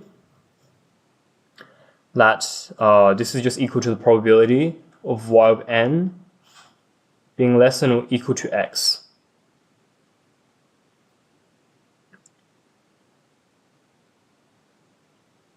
And because we know that y of n is a maximum, that means this is the same thing as saying that the probability of x, this is the same thing as saying that x1 should be, the value we get from x1 should be smaller or equal to x, the probability of x2, so on and so forth. And because xi is IID, that means we can simply write this as x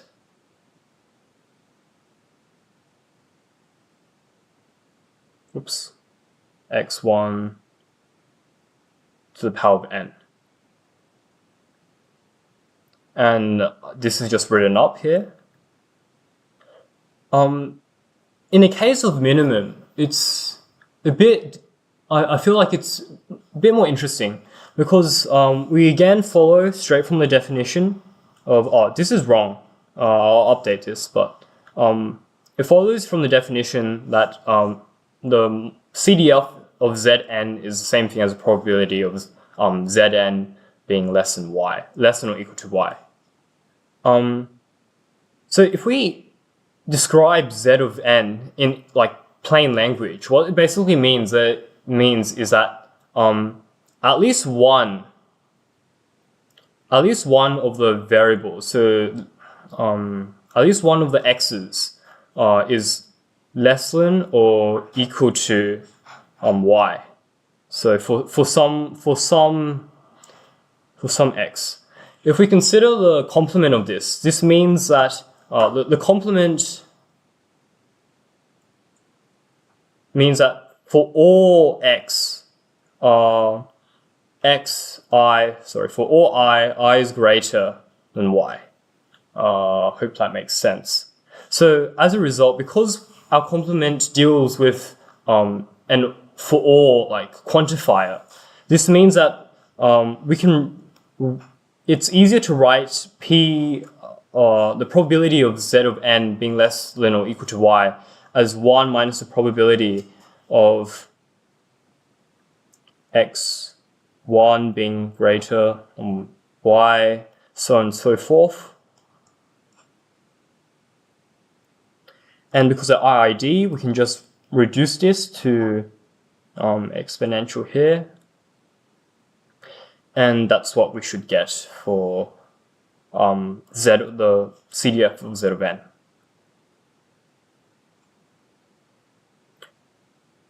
This should be updated. This should be that. Yep. And it follows that.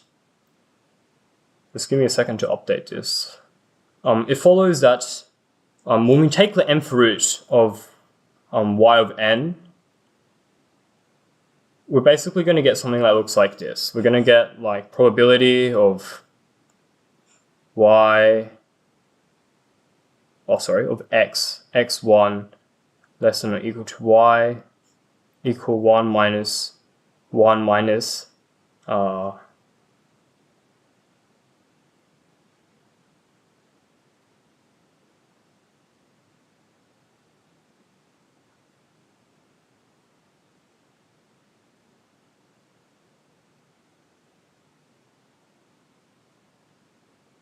probability of x1 being less than y. And this is just from our definition. This arises from definitions. Yeah, I just thought that was an interesting question that might be helpful for like exam preparation. Some questions from past exams that dealt with max and min, they wanted you to find a distribution, and in those cases, you follow the same steps, but once you obtain your CDFs, you then integrate them to get your PDFs, and that's how you find your distribution.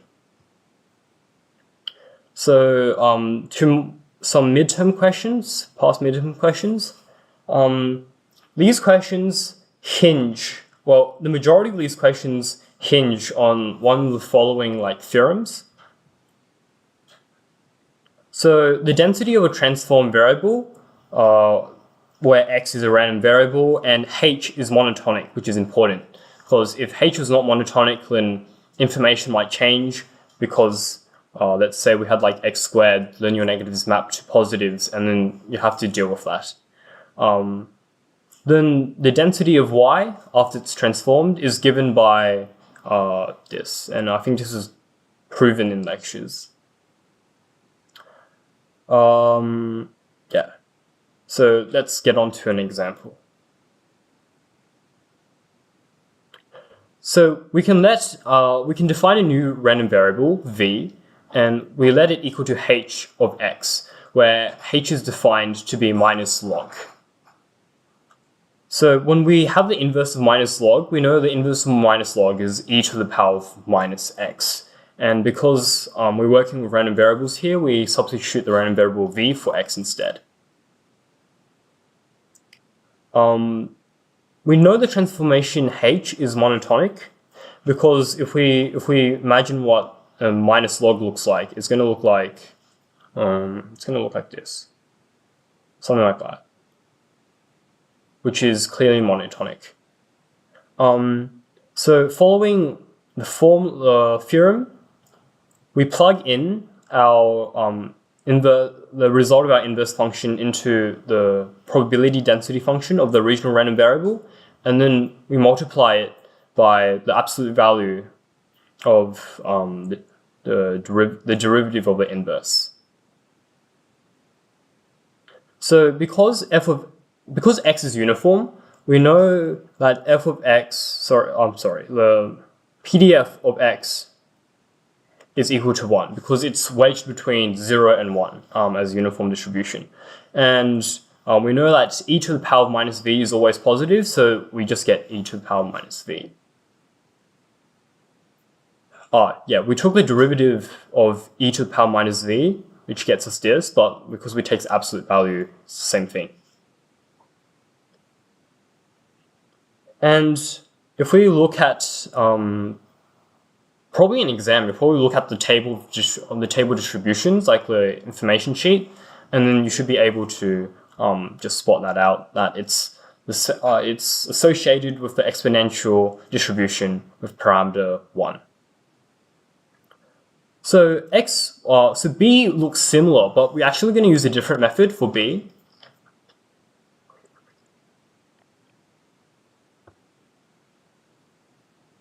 So sometimes when we especially, I feel like every time we see like a summation of random variables, so like x1 plus x2 or plus x3 or so on and so forth, I think it's useful to use our MGFs, because there's a useful property of MGFs that when we sum two random variables, we can actually, it results in the multiplication of the MGFs, because it arises from this, which is very useful for us.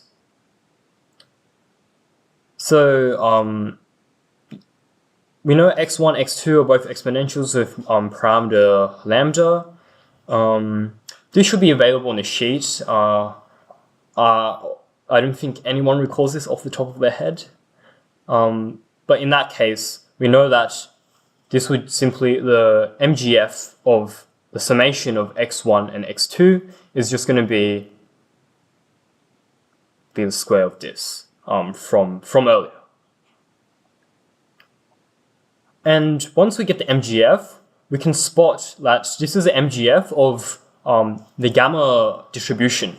And because MGFs are unique to their distribution, we can determine that x1 and x2 is associated with gamma with 2 and lambda as its parameters. All right, here we have another x plus y transformation question, but in this case, it might be easier not to use MGFs here. Why is that? Well, I think because anytime we start dealing with functions of like, let's say u or v, I feel like you do have to do a bit of processing with the original theorem. Let me scroll up. The original theorem to get something workable out of it.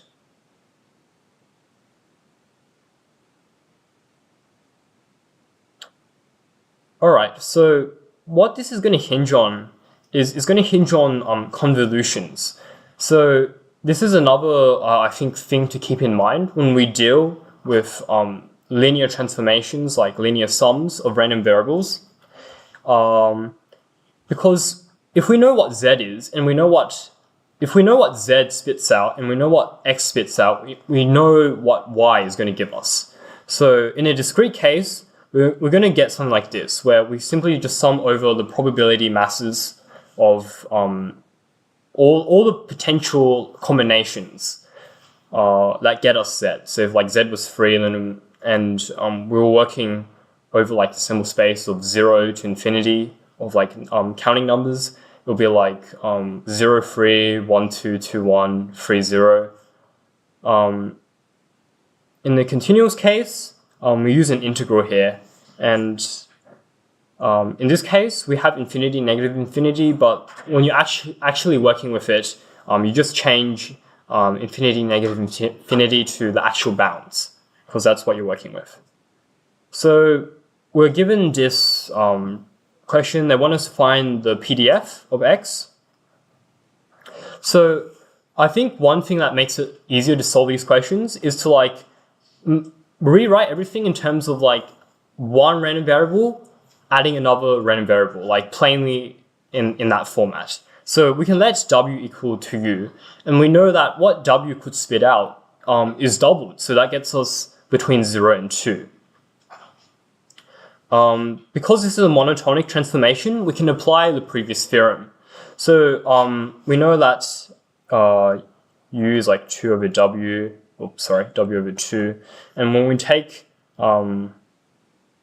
the derivative, we take the derivative and then we absolute value it gives us 1/2, and because it's uniform distribution between 0 and 1, this will just be 1, and then we can calculate that the PDF of w is just 1/2.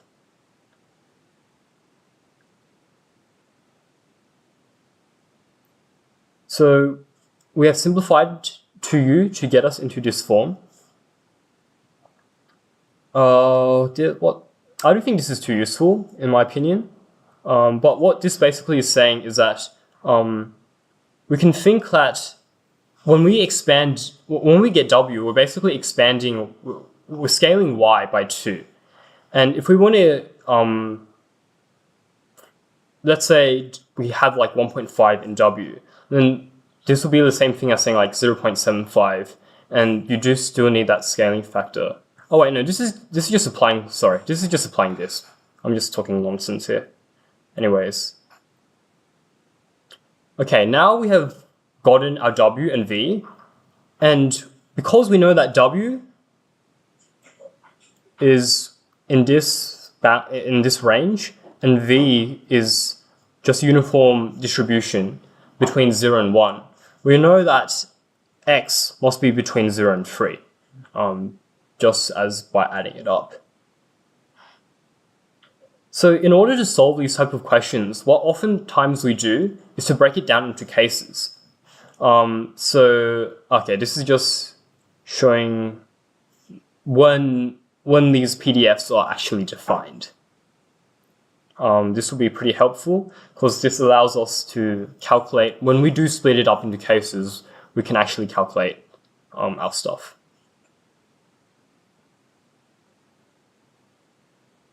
Yeah, so in the case where both of these inequalities hold, we know the product is equal to 1/2. And let's take the case, actually no, because v is between 0 and 1, if we take the case that x is between 1 and 2, we know for sure that x minus v is between 0 and 2. So in the case where x is between 1 and 2, we are able to calculate the PDF of that particular, let's say, case as this, where v is between 0 and 1, so we integrate from 0 to 1 of what we found from here. Product is equal to 2, and that just gives us 1/2. So now let's take the case that x is between 0 and 1. So in this case, we're worried that we overshoot with v. And if we overshoot with v, then x minus v would be negative. And then that means this would just be, the PDF would just give us 0.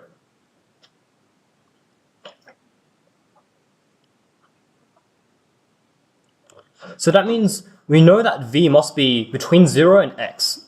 Otherwise, we just get 0, and when we integrate that it contributes nothing. So when we do that, we know the bounds are between 0 and x. And this gives us our resulting PDF for x between 0 and 1. So our last case is x between 2 and 3. But in the case of x being between 2 and 3, I don't think it's actually possible, because this would imply that x minus v is greater or equal to 2, which would lead to problems, because it will be outside of like the range where it's non-zero, and thus when we compute this will be 0, and when we integrate it, it would all be 0. So yeah.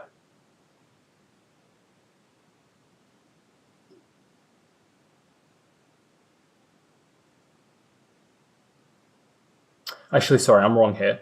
But again, it's we do have to worry about what v can be between. But we can just swap stuff around, so that just gets us the bounds between x minus 2 and 1. So we do that, and then we have a piecewise PDF here.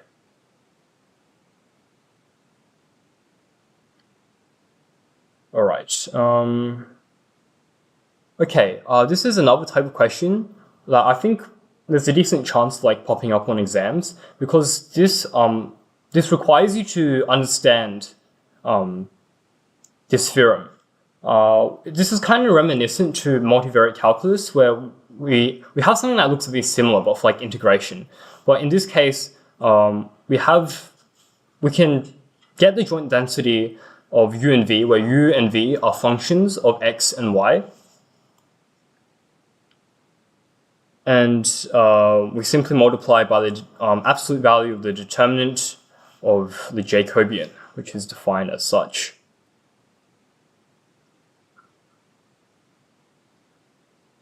So this is one way to find, this is another way, sorry, to find x plus y. So we saw previously we could find the PDF of x plus y through MGFs, but another way you can do this is to use this theorem here, where we let u be x plus y and v be y, in order to find our joint density of u and v.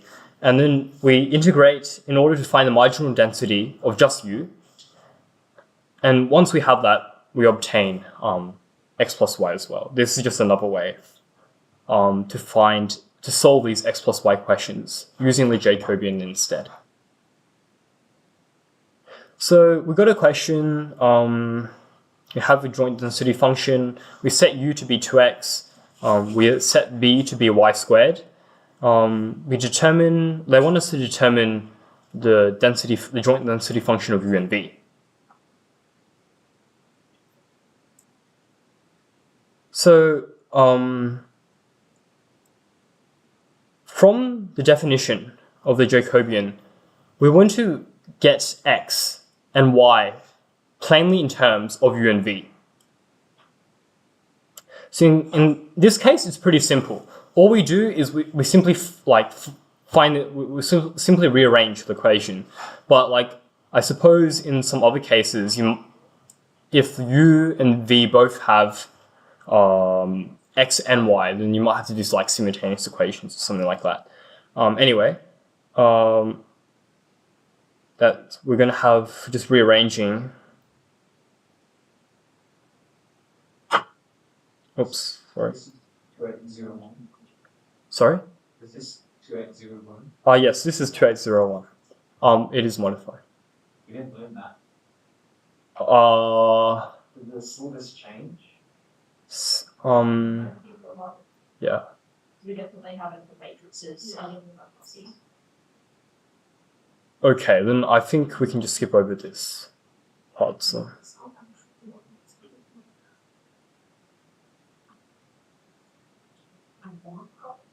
All right, this is the last question before our seminar finishes. This stuff is definitely covered. I can assure that for the last one.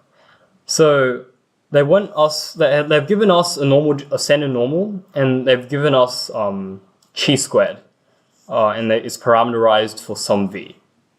Hopefully I have enough space. Should be fine. It should be fine.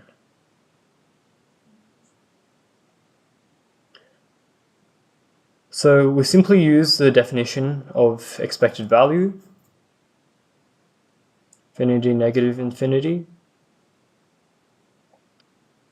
of, let's just take out all the stuff, scalars, z e to the power of minus z squared over 2,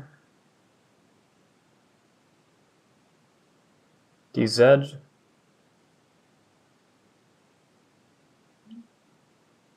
and we can see this is an odd function because we multiply by z. Yeah, it's an odd function. So therefore, this is just equal to 0. So that's part A done.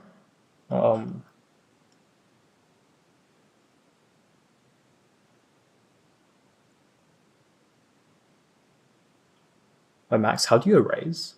Hold the button on that pen. Okay. Okay. Yeah. Easy. All right, so let y equals z squared show that the CDF of y is this. So we can work straight from the definition of the CDF. So what this is saying is that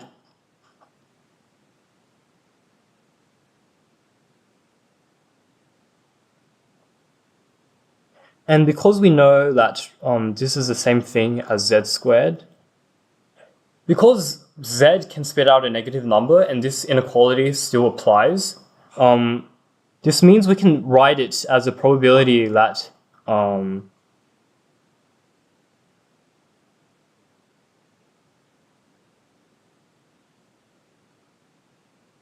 we can write it like this, plus a probability that, let's say, z was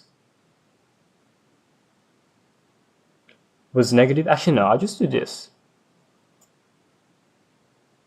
I just move that over. Okay, this is a bit messy, but let's go from here.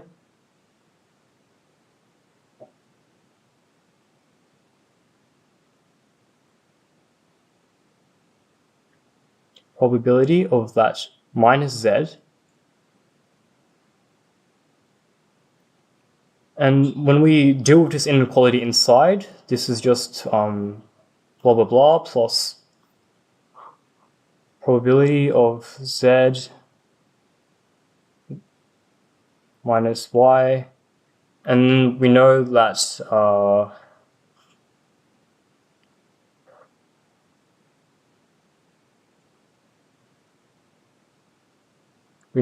from the CDF, if we want to find like if we have a greater than inequality, this is the same thing as saying 1 minus the probability of z less than or equal to minus y. Hopefully that's visible. Yeah, it's barely visible, but what this gives us is this here. And then we can subtract it, and we should get something like that looks like that.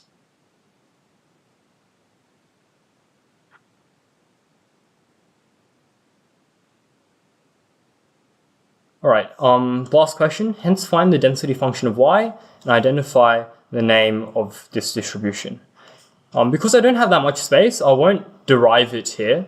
But what you do is you take the derivative of this entire thing, and when you take the derivative, you're going to get something like 1 over 2y f of z y, and you take the derivative here.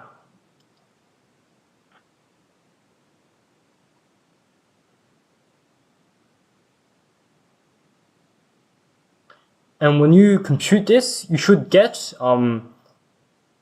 this with where v is equal to 1. And thus we can determine that the density function of y is just chi squared with 1 degree of freedom. And I think you can generalize this to that chi squared actually is a distribution of like the sum of like squares of random variables. I don't know if they covered this in the course, but I think this is a useful fact to know, because like let's say you weren't able to show B, you're still able to have an idea of what C would look like, and this is just some extra information that I think is useful. Are there any questions before we wrap up this seminar? If that's all, thanks everyone for coming. I think this QR code is correct, right? Yeah. Yeah. This will be the attendance form. I think we get $1 per person, so it'll be appreciated. There'll be another one for part concerning the second half of the term that will be held in 2 days. So, yeah. Is it in this room again? I think it's to be determined. Oh, it's literally G06. Okay, It's next door. literally next door. So.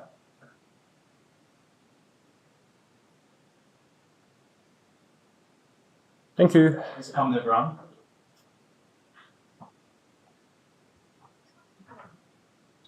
Dude, this is so tiring.